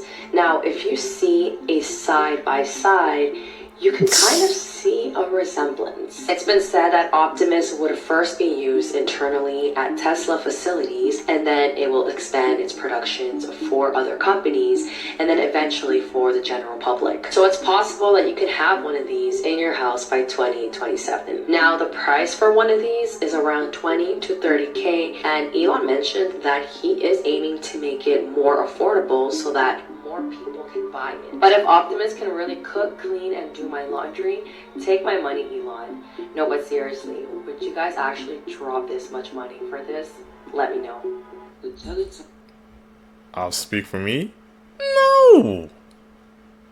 No! Like, our robot was the blueprint. Didn't you not see what happened in that movie, man? The side-by-side comparisons. The designs, they too similar to me, bro. We seen how that game, they trying to rise up against us. No! I will not be getting that Tesla bot. No. I can't do that. Conspiracy theory claims that the show was inspired by events that happened in a Bulgarian mental facility called La La Land. Children there were isolated from the others and placed in dark rooms. But apparently 4 of those children died on the same day, inspiring the Teletubbies. Lala apparently had facial disfigurement and was isolated for 5 years, and that inspired the Teletubby Lala. Toitei was a deaf, facially disfigured kid who was tied to a fence outside and had gotten frostbitten from the cold. This inspired Tinky Winky. Donka, who was starved and was very, very sick, would lay in his own vomit for days, inspired Dipsy. And finally, Paulina, who had fell into a fire and was roasted alive, inspired Poe. But you won't believe the reason they were called the Teletubbies. You see, the children's main source of entertainment in their rooms were their TVs. They were as small as a small iPad. Sometimes when they heard their toys was going to be confiscated, they would hide them in their mouths. And they had just found out that the institution was going to get rid of the TVs. And they didn't want that, and they couldn't hide the TVs in their mouths. So one of them had the great idea to hide them in their stomachs, because that's the only place they could fit. Mind you, these kids are a little bit not all the way there. So they came up with a plan to rip their insides out in order to fit the TVs inside and hide them. They tried it, and the next morning, the caregiver walked in on all 4 children dead. These are facts about Halloween that I bet you didn't know. Up first, Halloween is extremely old. Halloween is thought to have originated in 4000 BC, which means Halloween has been around for more than 6,000 years. The is extremely crazy, and I never knew it was this old. Up next, jack-o'-lanterns are actually named after a stingy man named Jack, who, because he tricked the devil several times, he was forbidden access to heaven and hell. He was then condemned to wander Earth, waving his lantern to lead people away from their paths. Next up is a pretty crazy statistic. Americans alone will buy more than 600 million pounds of candy on Halloween. I don't even know why there is this much candy available to buy. And the crazy thing is, I guarantee all this candy gets eaten. Man, I didn't know Halloween was that old, bro. 6,000 years? How old are the other holidays?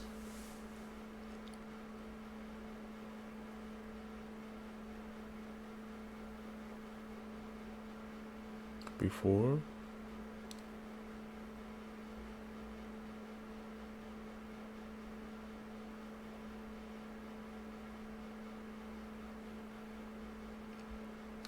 He's sitting up. The strangest places in the world, part 1. Firstly, on top of a hill in Pennsylvania, some stones can be found that shouldn't actually be there, because there's no nearby high terrain where they could have originated. These are called the ringing rocks, because whenever something hits these stones, they make a strange ringing noise. Next is the petrifying well in England, where water flows from a rock and turns whatever it touches into stone. As you can see, people often leave items like hats, teddy bears, or even bicycles, which appear to have already been turned into stone. Some people believe there's a mystical power, but the scientific reason behind this is the unusually high mineral content in the water, which forms a hard mineral shell on any object it comes into contact with. And within a few months, everything essentially becomes a stone statue. This is the power of time. These are the footprints of the monk Ha-Chi. He stood in his temple for so many years that the floorboards warped around his feet. He prays over 3,000 times a day and always stands in the same place. This bronze arm was attached to a tree when it was just a baby. It was attached in 1968 and the tree actually grew around it. And today the arm is permanently attached to the tree. And this is a corner of a bike store that's been around for over 50 years. Customers park there every day and it's been wearing down ever since. Hell in Different Religions, Part 2. Time is powerful. Buddhism. In Buddhism, after you die, you can be reborn into one of the 6 realms of reincarnation. Which realm you'll be put into depends on your actions in your previous life. The lowest realm possible is the realm of Naraka, which is hell. Now, there are different Narakas you can be put into, it just depends on how bad you were in your previous life. Each of these Narakas having vastly different punishments, and the climates of the different Narakas can range from incredibly cold to boiling hot. But the time spent in Naraka is never eternal. Once you've served your punishment, you'll be reborn once again. But the time one does spend in Naraka can be hundreds of millions of years, or well beyond that. That long down there? Hundreds of millions of years? The Muffin Man is actually a serial killer. You know the Muffin Man nursery rhyme, right? But did you know it was based on a dark, true story? 1 second. Chocolate chip.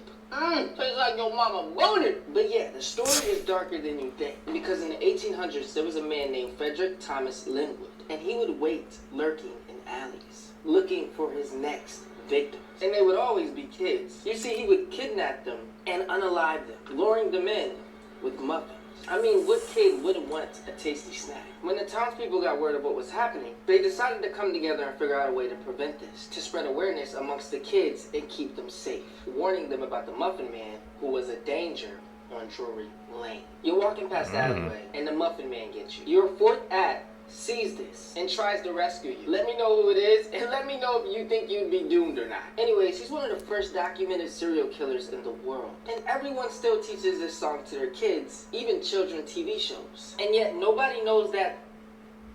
The Muffin Man? You know I know the Muffin Man because of Shaq. The Muffin Man? They found out that it really was a dark origins. The first documented, you know what, man? Oh, they put this stuff in our medias when we're kids and things, but like I said, we never notice it, man. Once you grow up, bro, you realize your childhood is very different. You won't believe this little boy actually exists. This boy boy, Nanyo Sui from China, was born with glowing eyes. People were curious why his eyes glow blue, so they ran a test on him. They put him in pitch black with cards and a note, and he read them perfectly. His eyes seem to have a genetic ability of cats and other nocturnal animals. Scientists have been a little skeptical, but people say he can see in full darkness perfectly, like a superhero. Damn. He got night vision, bro. In the year 2067, you'll have to pay for oxygen or suffocate to death. This movie is called 2067 and we have to talk about it. It's set in the future after climate change destroyed all plants on Earth. In Australia, only one city survived. And that's because of a company called Chronocorp Corporation, and they make artificial oxygen. But breathing in this artificial oxygen causes a strange sickness over time. Here's where the main character, Ethan White, comes in. He's a mechanic at the company, but one day everything changes. The leader of the company calls Ethan into their lab and revealed this giant machine. She says Ethan is the only person who can stop humanity from going extinct, and Ethan is confused. Then we see Ethan has like a weird device on his wrist. And we find out 20 years ago his dad put that device on him for an experiment and never told him. Turns out this machine is actually pretty much a time machine. And it sent back a secret message from the future. When they decoded the message, they realized it said send Ethan White. Ethan obviously does not want to go, but his wife is sick from breathing in too much artificial oxygen, so he finally agrees, leaves her a note, and goes into the time machine to be sent to the year 2474. When he gets there, he realizes all the plants have been restored, but no humans are anywhere. Then he finds a locked door with a skeleton in front of it. As he looks closer, he realizes the skeleton is himself. It even has the same wrist device, except the light is turned green. So why did his dad actually put that device on him all those years ago? And why is he the chosen one to save humanity? There's a huge plot twist in the end, and I just thought this story was so interesting. So go watch it and let me know what you think. And follow for more movies and stories. Should I check that out, man? That actually piqued my interest. I wonder what that plot twist is, man. Any of you seekers actually watched that movie 2067? I'm gonna have to check that out. 3 extremely disturbing facts you won't believe are actually true. Number 3. In a bizarre case, an Ohio man was mistakenly declared dead by the Social Security Administration in 1979. Upon discovering this error in 1994, he immediately initiated legal action to restore his status as a living person. However, a judge refused to overturn the decision, stating that there was a 3-year limit to challenge such a declaration. What? As a result, this man is legally living as a deceased person in his own country. Number 2. There's a disturbing practice at the Museum of Science and Industry in Chicago. The chicks that hatch live in front of visitors in their chick hatching exhibit are then sent to the Brookfield Zoo, where they are fed to predator animals. This is a shocking truth hidden behind a seemingly innocent exhibit. Number 1. Disneyland and Disney World are iconic places, often associated with joyful family memories. However, there's a strange phenomenon that occurs in these parks. People so frequently scatter the ashes of their loved ones there that Disney had to establish a special procedure to deal with it.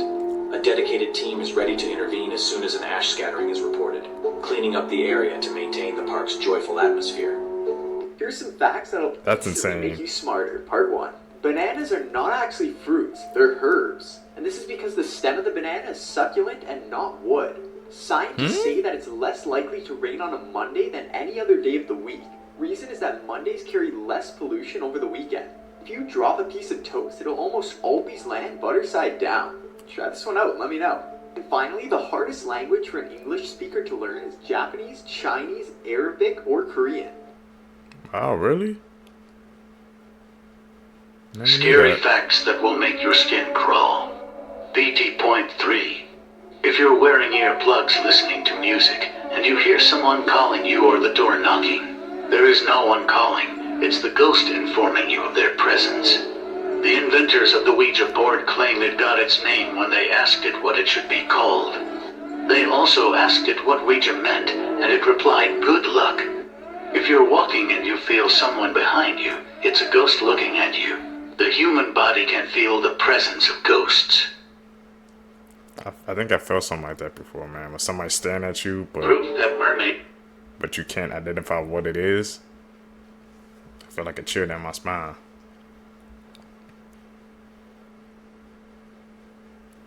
Is this cap a fact, man? They put a GoPro on a shark. But that is true, man. Like how, isn't it scary how they said 80% of our ocean is undiscovered, or we haven't even reached the full potential of it yet? So, So there's things down there that we don't even have no idea what it is. If you think about it, man. Something to think on.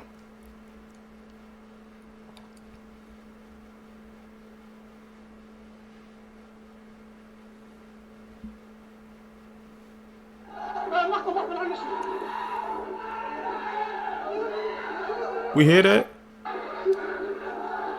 I'm hitting the jets. I'm out. Today I learned that if your parent calls you by your sibling's name, it's not because they're playing favorites, but rather it's a cognitive glitch. This misnaming phenomenon is due to our mental semantic network categorizing people into different social groups or relationship ponds, according to a 2016 study published in the Memory and Cognition Journal by Samantha Deffler. When I say spoon, you might think of a fork. Similarly, when a mom calls for her daughter, the concept of her daughter is also linked to her son, so she may accidentally call her daughter by her son's name. It was also found that some family members accidentally call each other by their family's dog's name. Deffler also recalls one young man accidentally calling his girlfriend by his sister's name, to which the girlfriend responded, "That's probably a bad sign." Misnaming also occur phonetically when initial or internal sounds sound the same, like John, Johnny, or Bob, but physical appearance and gender was proven to not be a factor. So next time someone calls you by a different name, don't take it personally, but it does give you a clue that your name belongs to a certain relationship pond in that person's mind. Alright, that's all. This is Shanksta, over and out. Interesting facts. Different sizes of animal eggs. We're starting off with really tiny eggs. Okay. So obviously, these ones are no bigger than a Tic Tac. But don't worry, guys. We're gonna get much, much bigger. Wow, okay. Platypus. I didn't know platypus had really tiny eggs. Damn. Sea turtles, yes, okay. American robins, Quail quail. eggs. Now, have you guys tried quail eggs? I definitely have, and they're very, very tasty. Chicken eggs, the average. That's the standard. That's for the eggs, biggest right? one. Crocodile eggs. They look like Tic Tacs, honestly. Kiwi, eggs. damn. How do they even come out of that? Of the kiwi A bird. flamingo, I'm guessing. Okay, dragon eggs, I didn't know they existed. Okay, I thought it was a mammoth and mammoth could lay eggs, but obviously it don't. It was a mammoth bird. Xenomorph, what the f? Getting in territories where these animals don't exist and... Of the years that America has been at war since 1776. Red, obviously being war. Green, not war. We've had a lot of wars. A single bite from the Lone Star tick makes you allergic to meat forever. Over 90% of 30-year-olds will never sprint again. I think if you're over 30 years old and watching this, you should just film yourself sprinting right now. Let's prove this fact wrong. If the world's population of spiders worked together, like really hard, they could theoretically eat every one of us as humans within a year. After filming the last episode of Friends ever, Paul Rudd approached the core group of friends, hugging and crying, and joked, "What a ride, right?" And none of them found it funny. In order for you to live or work in Antarctica, you have to get your wisdom teeth and your appendix removed. The research stations only have basic medical facilities, so those are apparently risks for you. Yeah, it says, in the past, there have been researchers who have suffered complications and died from appendicitis or infected wisdom teeth during the winter months where they couldn't travel for weeks at a time. Things I would never think about ever. Celebrities actually fallen angels from the Bible? What are the chances that all celebrities and well-known names that you've heard of before all seem to have lookalikes from the past? Seriously, what are the chances that the most well-known people of today also happen to have lookalikes of the most well-known people from the past? How is it possible that the most relevant people and names you've heard of today all happen to have portraits of them hundreds of years ago, and they were also relevant enough to have a portrait of themselves back then? Try and search for old pictures and portraits of people that look like you or anyone you know. You're not going to find them. But there just so happens to be pictures of people back then that are the most famous people now. And they also happen to be the most famous people back then, too. Do you get what I'm saying? Like, why is it only the most famous people you know? And no one else. Just people that you see on your screens every day. It's like strictly people that have influence. And not only did they have influence back then, but they're the same people that have influence now, today. New England. Interesting. Celebrities that have fallen angels. Some of those pics, man, they were lining up. I can't lie to you, bro. I'm gonna have to dive deep into that rabbit hole. Patriots receiver Stefon Diggs has been accused of allegedly slapping and choking a female employee in what looks like to be a dispute over money, according to a police report. And the details that are now being provided, it turns out that it was Stefon Diggs, private chef, that the alleged allegations are coming from. According to the narrative that's come out, Stefon Diggs, private chef, claims that she went to the police back on December 16th, claiming that she was working as his private chef on December 2nd. Her claims are that Stefon Diggs entered her unlocked bedroom door to go over a text that they both exchanged and she received regarding money that she believes she was owed. She also claims that once the discussion took place, Diggs became angry and slapped her across the face, and also claims that he tried to choke her using the crook of his elbow, and that Diggs was also positioned right behind her with his arms wrapped around her. She also claims that she felt like blacking out, and then Diggs tossed her to the bed, allegedly, and looked at her and said, "Thought so." There's also claims that she told the police that Diggs owed her money, and that Diggs was lying, and then proceeded to leave the room. She also said she did not want to come forward because he was a star receiver for the New England Patriots. Her claims are that she spoke to Stefon Diggs back in July of 2025 and was supposed to be his personal chef throughout the 2025 season. The payment arrangement was supposed to be weekly, and then it ended up turning to monthly, and she claims she has not received any money whatsoever. So I guess my question to you is, what do you think is going on with the Stefon Diggs story? Let me know your thoughts on this in the comments, and as always, I'd love to hear from you. Yo, somebody's been lying. Guys, we're down here taking breaks. We're downtown Flint. Downtown. So check this out. Okay. That tree is clearly 300 years old. Probably 200. But look at what we found inside. What is this? The hell? I got some markings on it, but I don't know. That ain't natural. Giant. Anybody got any thoughts?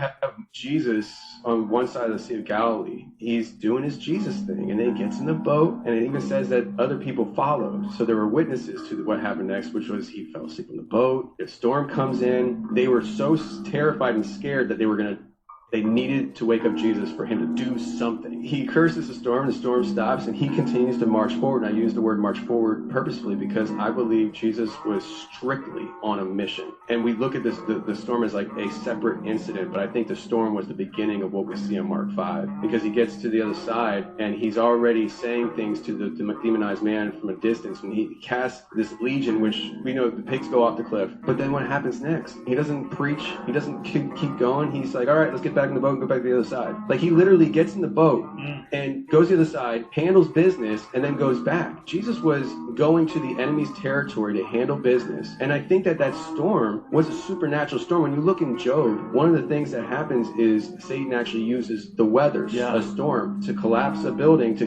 his family. There's biblical precedent there to say that the enemy can use and manipulate weather for destruction. Wow. And he was just marching on a mission because he's a soldier. It's like Satan's the original cloud seeder. That's rad. I really like that connection. When you can look at a whole story and it's so fluid like that, you're like, yeah, that makes total sense. It's like, that's a complete possibility. This man says he found a bug that's actually a robot.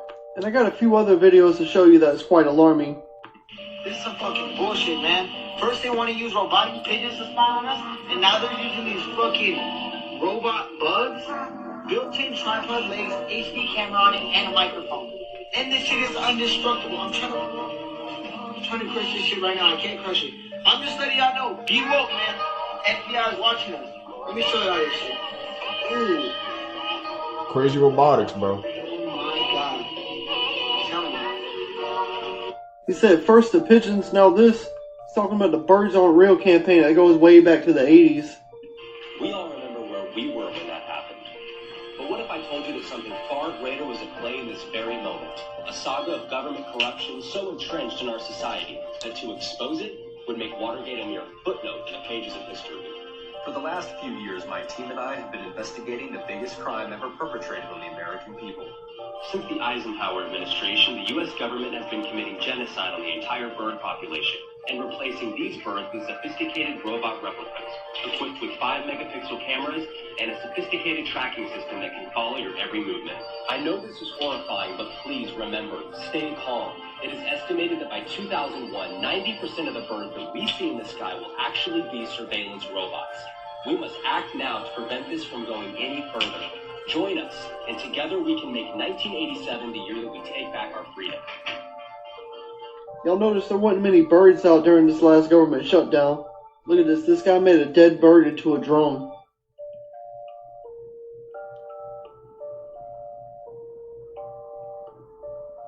It is lifelike, bro. You couldn't tell the difference if you've seen it up close.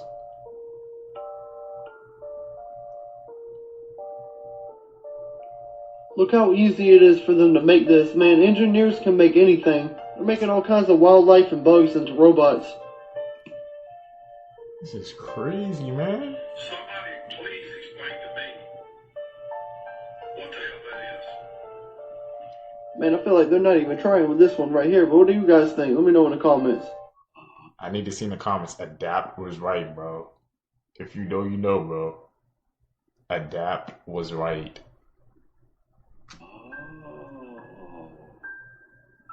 So you're telling me that this whole time that Earth has been charging our bodies for free, and all I have to do is step outside barefoot, touch some grass, and my body starts immediately regulating itself? You motherfuckers. So all this time, shoes have been stealing energy and completely blocks us from connecting to source? Now it's making more sense why we feel better outside. Now we know that morning grounding rituals actually do work. Now we know that grounding sheets might just be beneficial.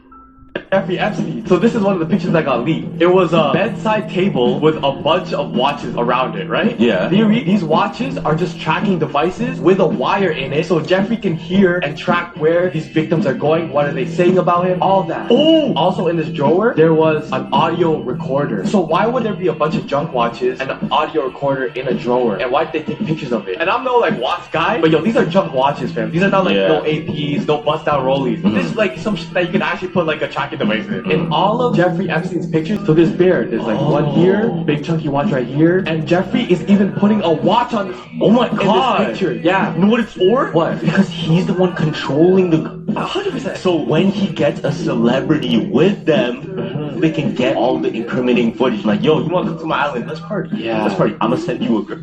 Little do you know, she's on. Oh my god. Everything you do with that girl is recorded, and I have the information now. Oh, you want to be in this movie? Nah, you're gonna do my movie instead. If you don't, oh, check this out. Listen to this. Yeah, that's you. That's you, fam. That's you. We got your boy. So every year we get these economist covers to start off the new year, and just like the year before, we must dissect it. Now, to me, just to me, these always look like a warning cover, and as always, it does not look like a normal map to me. It looked like a map of pressure. So the first thing I noticed when I look, I see the 250 with the birthday cake. So I'm thinking like, this must be America's celebration year or some shit. Then I start looking what's around it. You got missiles, you got tanks, you got money signs, you got syringes, and you got satellites. Then right here, you look like you got a fist breaking out of handcuffs with the flag behind it. To me, that screams breaking free for freedom or control of freedom, if that makes sense. So essentially people either rise up or the system tightens the rules and they call it safety. Then I start thinking, why are there pills and syringes on this thing all over? Because y'all notice every time health gets involved, policies change quick. Not saying fake anything, I'm saying prices become leverage. Then the money sign, the dollars, the coins. This is a slow squeeze, not just one giant crash. I'm talking about rent going up, food going up, everything. And you're just told to adapt. Yep. And I know y'all see the sword right here.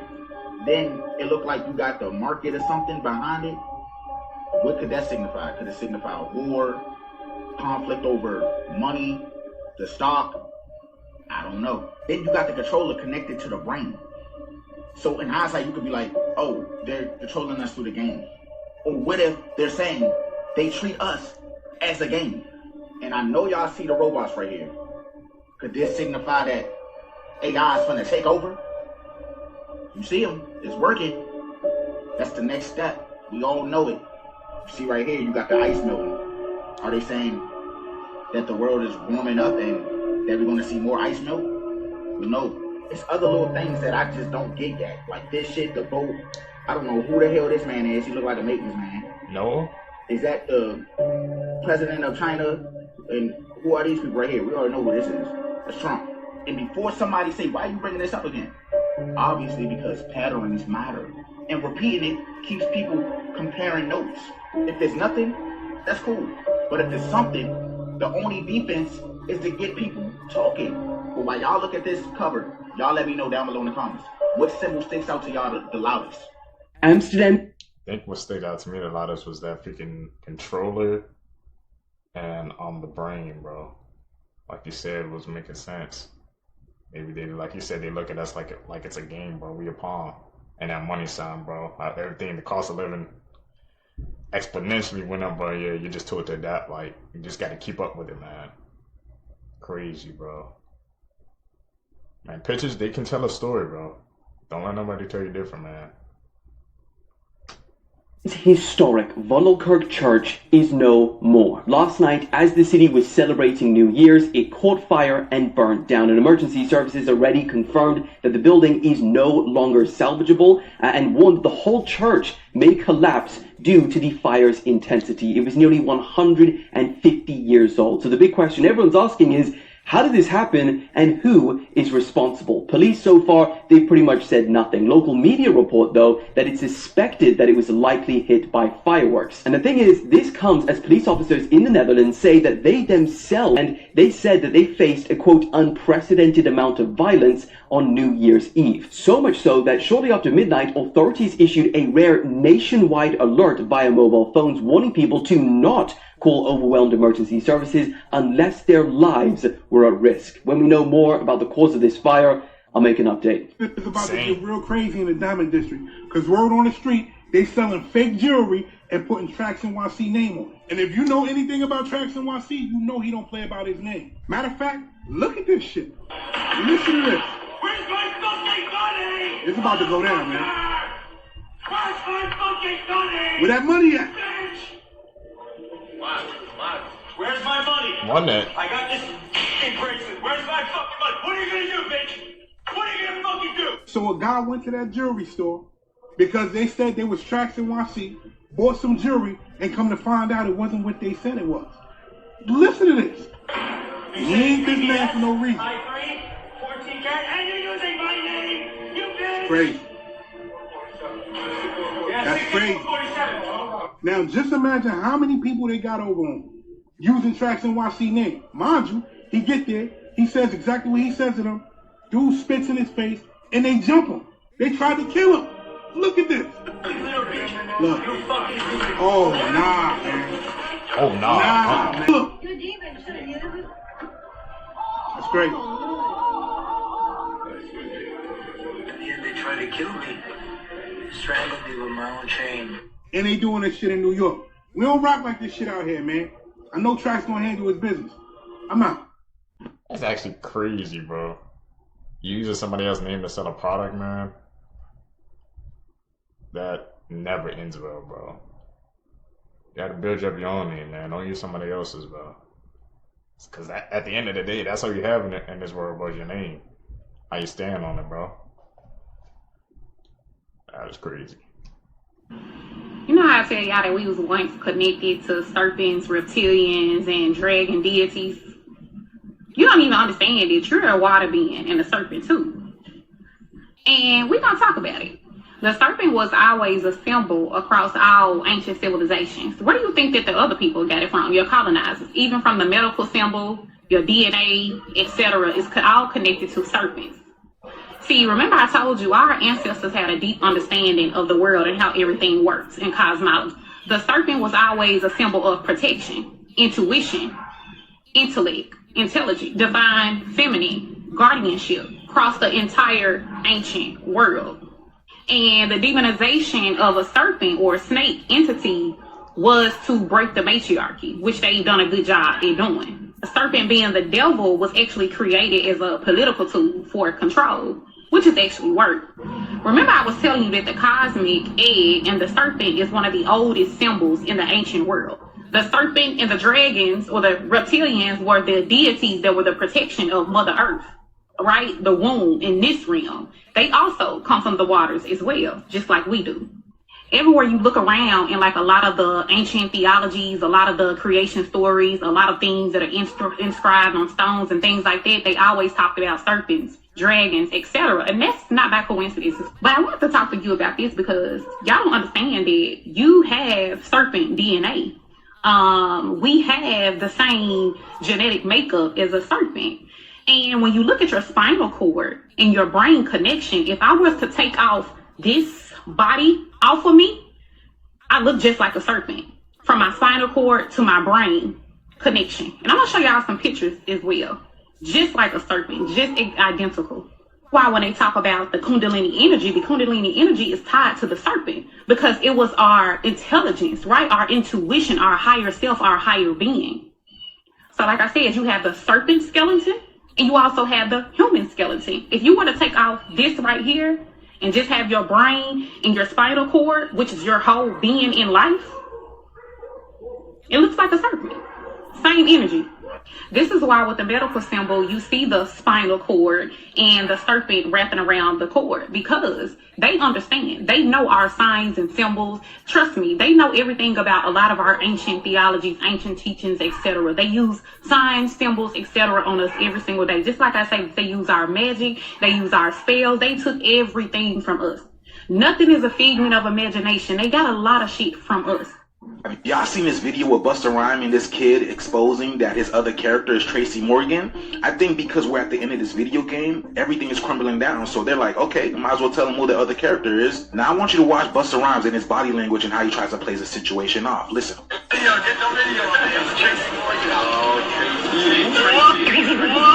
What did I just say? Wait. Nah. What did you just say? My boy out here. Put your camera down. Why didn't he tell the other person to put the camera down?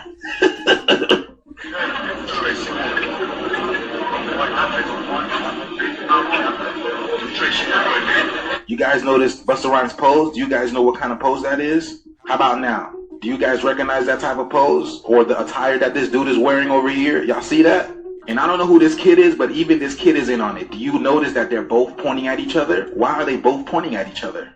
Could that be another Freemason or Illuminati hand gesture? Yes it is. But before these Freemason, these so-called Illuminati members took the hand gestures and made it inherently evil, these things were called mudras, which was a way of channeling energy into specific points of the body. So this stance over here pointing to each other, letting you guys know that they are both in this ritual. So I want you guys to put your emotions aside for this, okay? Look at Busta Rhymes and Tracy Morgan. Do they truly look alike? Look at the same bushy eyebrows, the same type of forehead, the same big nose and the big lips. I mean, everything is the same. The hair is the same and everything. You guys know how I do with the numbers. I always show proof because men lie, women lie, but numbers don't. They're literally telling you. Tracy Morgan gives you 33. 3 plus 3 gives you 6. Busta Rhymes gives you 36.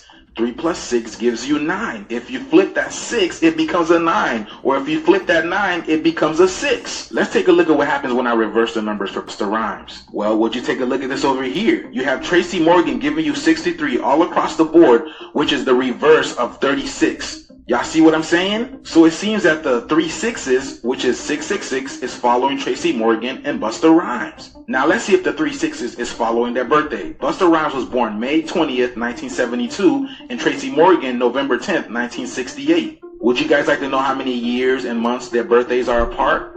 They are 3 years and 6 months apart, y'all. 3 years and 6 months, the 666 again. And then the 10 days is, well, zero's not really a number because everything comes from zero, but it is the one. They are the one. They are each other. Now, I can go deeper in on this if I really needed to, but there's no point, y'all. They're literally telling you who they are right in front of us. I'm just using numbers to show y'all the proof because this right here would go over a lot of people's heads. I want you guys to remember that this world is a stage, and every person that they put in front of our face is mainly a character that is playing a part. Busta Rhymes and Tracy Morgan is no different, y'all. Y'all gotta let those people go. Let me know what you guys think about this video. The shit is here, y'all. Let's get it. Peace in.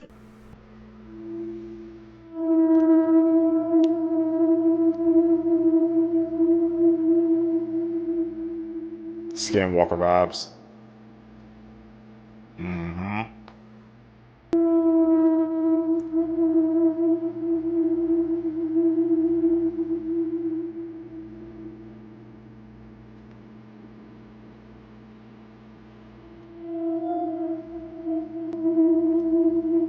See that dog turning and smiling.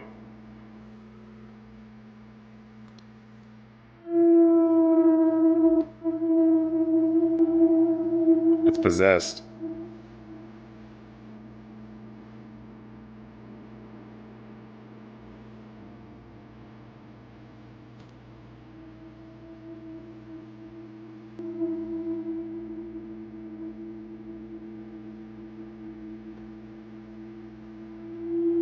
What this woman did aboard the Titanic is purely horrifying.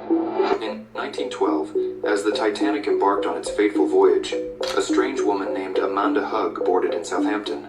She was traveling alone, dressed in all black, and carried a single leather trunk. Amanda barely spoke to anyone, but rumors quickly spread among the first-class passengers. Some claimed she was a witch, others said she was a soothsayer. On the night of April 14th, a steward claimed he saw Amanda standing on the deck, staring into the freezing Atlantic. When he asked if she needed anything, she simply said, "We won't make it." Hours later, tragedy struck. The iceberg tore through the Titanic's hull. As chaos erupted, Amanda was seen calmly moving through the panicked crowds. Survivors later swore that she didn't board any lifeboat, but was still spotted in different parts of the ship, whispering to frightened passengers. When the Carpathia rescued the survivors, a crewman brought aboard Amanda's leather trunk, which was found floating among the wreckage. But here's the chilling part. When they opened it, they found photographs of all the survivors of the tragic incident. Her name didn't appear on the passenger manifest, and no one on the rescue ship remembered seeing her after the sinking. Years later, Amanda was seen near the Twin Towers on September 2001. So she shows up whenever tragedies involved, saying they don't make it a couple hours before the iceberg hit. It can't be a coincidence. That's my first time hearing it in the Titanic stories as well, so we learning. أعوذ بالله من الشيطان الرجيم. أعوذ بالله من الشيطان الرجيم. أعوذ بالله من الشيطان الرجيم. أعوذ بالله من الشيطان الرجيم.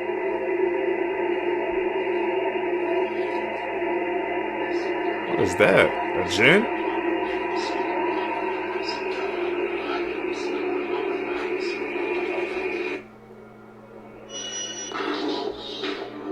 Dark aura.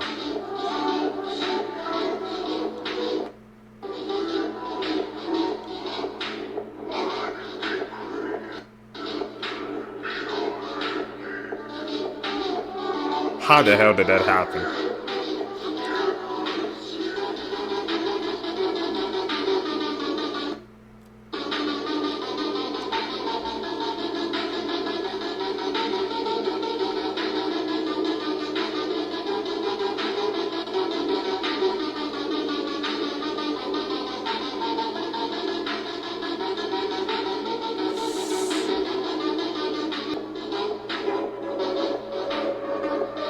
That baby doing the hit.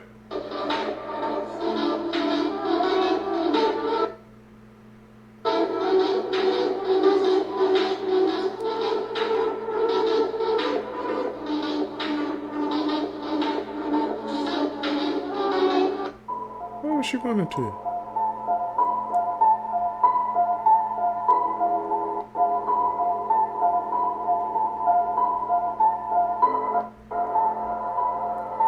Under the sea with it.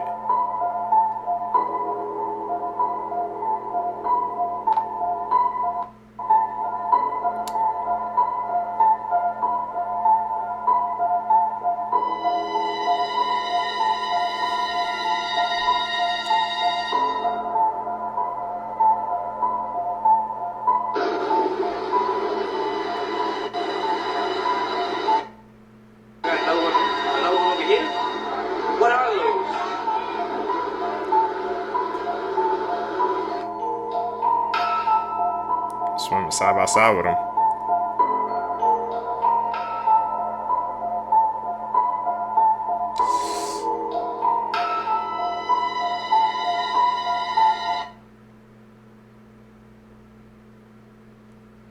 This is 100. See, because I'm gonna ask y'all a question. Do y'all truly believe, man, that there's mermaids in the ocean? The reason why I keep an open mind to it, man, is because they said, I heard it like a bunch of times saying we haven't even explored like the full depths of our ocean because, you know, the pressures are it's like way too deep for us to even get down there. So there's a part of our ocean that remains undiscovered. So it could be a possibility, man. Just keep your mind open to that. True story that happened to a woman in Madison, Wisconsin. Now, there was this woman named Sherry who moved into this house with her 2 children in Madison, Wisconsin. Now, she said, you know, at the time, she didn't believe in anything supernatural. She really thought that was a bunch of nonsense. But she said, you know, right away when they moved in, she would notice, you know, out of the corner of her eye, sometimes shadows moving across the walls. She would hear strange noises that she couldn't explain. But she said for the most part, it was just a normal house. One night, she's upstairs in her bedroom and she's folding laundry. She hears talking coming from her son's room. So she makes her way over to his room. The door's closed, and she hears her son having a full-on conversation with someone. And she's like, who is he talking to, you know, at 12:30 at night? So she opens the door, and when she looks in his room, he is not in his bed. So she starts yelling for him. She looks down and sees him next to the side of his bed, on his knees, crouched down, with his head under the bed, talking to someone. And she's like, hey, who are you talking to? Like, who's under there? And her son's like, I can't tell you. And she said, what do you mean you can't tell me? Like, who's under the bed? And he's like, I can't say. He'll get mad. And she's like, what? Who's under there? So she runs over to the bed and she looks underneath there. It's empty. There's nothing under there. So she's like, you know what? Just get back in bed. Like, just stop, you know, doing whatever you're doing. Several weeks pass, and like on a regular basis, she keeps finding her son talking to someone under the bed, except there's no one there. Weird. So after a few weeks of this happening, she thinks maybe something is wrong with her son. So she takes him to this child therapist. The therapist like assesses him and says, you know, he seems completely fine. It's probably just his imagination. So several months pass and he keeps on doing this. Well, one day she's sitting down in the living room with him and they're talking when she notices he has some scratches and bruises like all over his body. And she's like, where did you get those scratches and bruises from? Like, what's going on? And he's like, I can't say, I can't tell you. And she's like, yes, you have to tell me, like, what is going on with you? And finally he breaks down and he starts crying and stuff. And he just starts freaking out. And then he runs up to his room. So the mom, you know, at this time is like, I don't know what to do. Like, what is going on with my son? Like, she's just panicking. Later that night, she's awoken to her son screaming in his bedroom. She runs as fast as she can. She goes in his room. She finds him halfway underneath the bed. He's grabbing onto the bed frame, and it looks like something is pulling him under the bed. So she immediately grabs him, pulls him out from under the bed. She looks under there. There's no one there. What? So she's like, you know what, this is weird. Like, you're sleeping with me tonight. You're going to be in bed with me tonight. So they go back to her bedroom. He lays down. He falls asleep. She's sitting in bed. She can't sleep. She's like freaked out about this whole situation when all of a sudden she hears, "Shh, hey, come under the bed." And she's like, "What?" She looks over, her son is sleeping. But then once again she hears, "Hey, come here, under the bed, I need to talk to you." And it's like a man's voice. And she's like, no, who are you? Like, go away.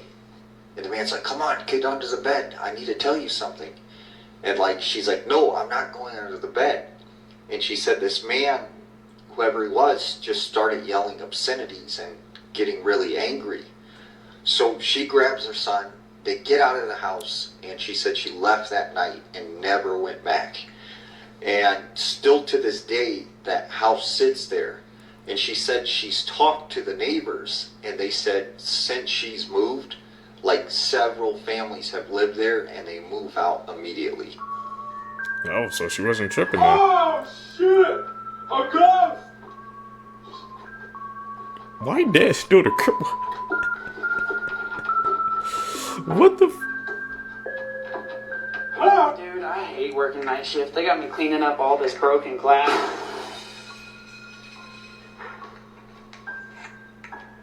What was that?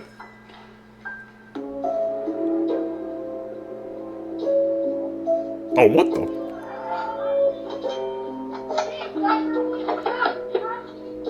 I got this! Mom, Damn. what's wrong?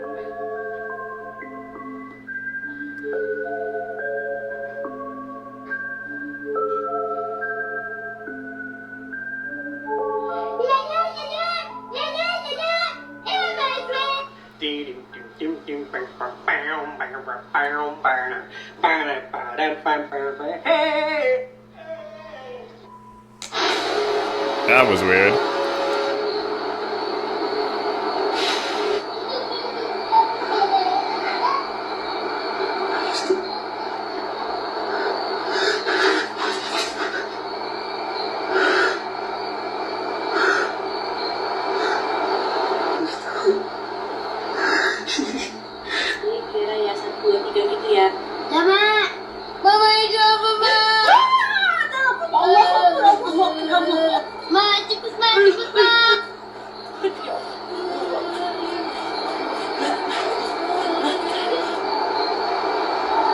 Someone's behind that tree.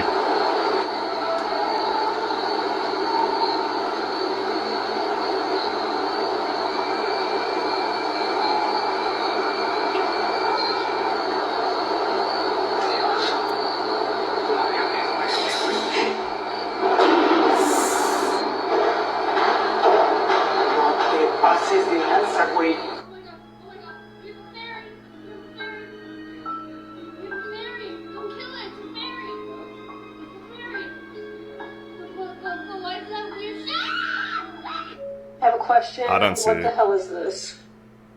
What the hell is this? Right? It's got like little wings or whatever. I don't think there's a ferret. That could be like a type of bug, if I'm not mistaken.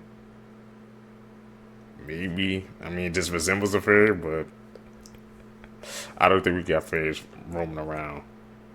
My opinion. I saw it. I thought it was like a flower petal, but clearly it's not.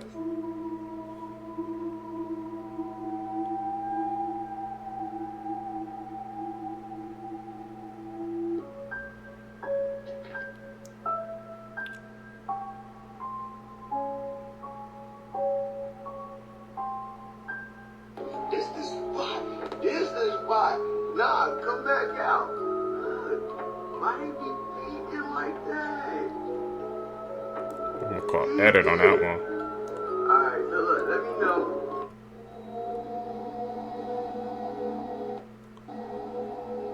What the?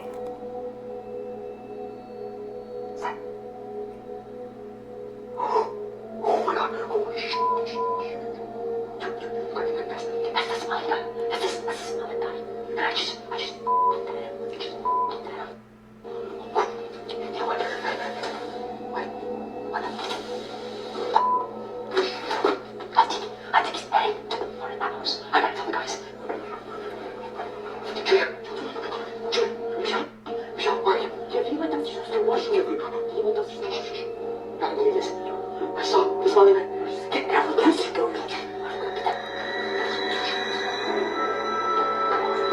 It's in the house?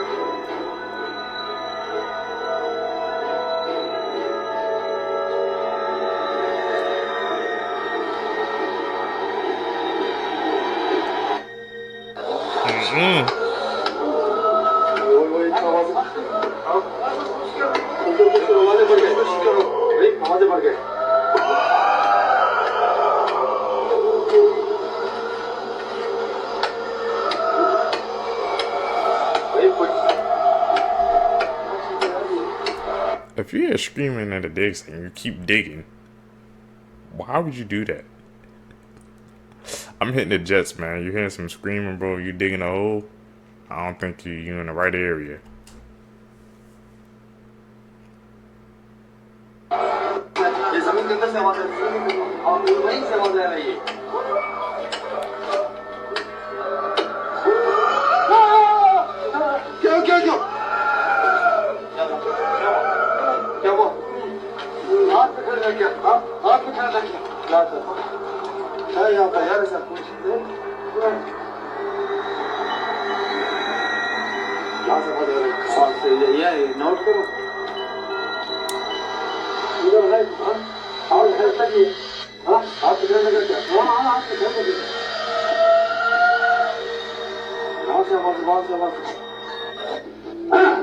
It's in the wrong area.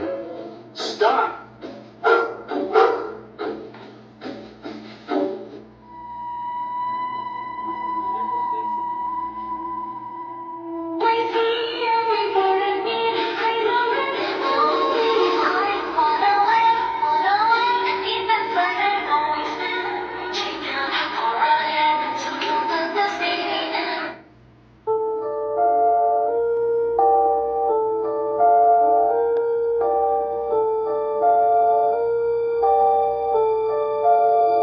Ooh.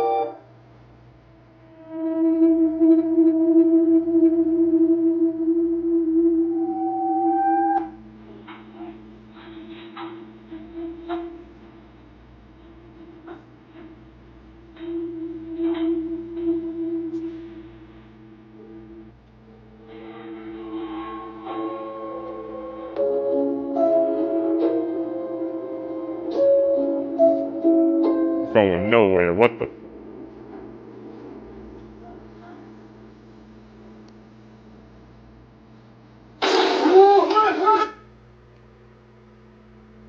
Saw some creepy clips, man, in his videos.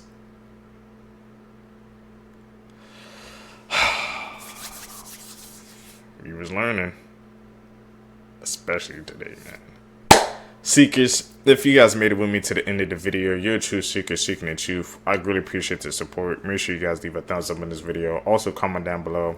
Hit that post notification bell so you always get notified when I upload my next videos. You guys are going to catch you in the next one, man. I'm out. Peace, YouTube.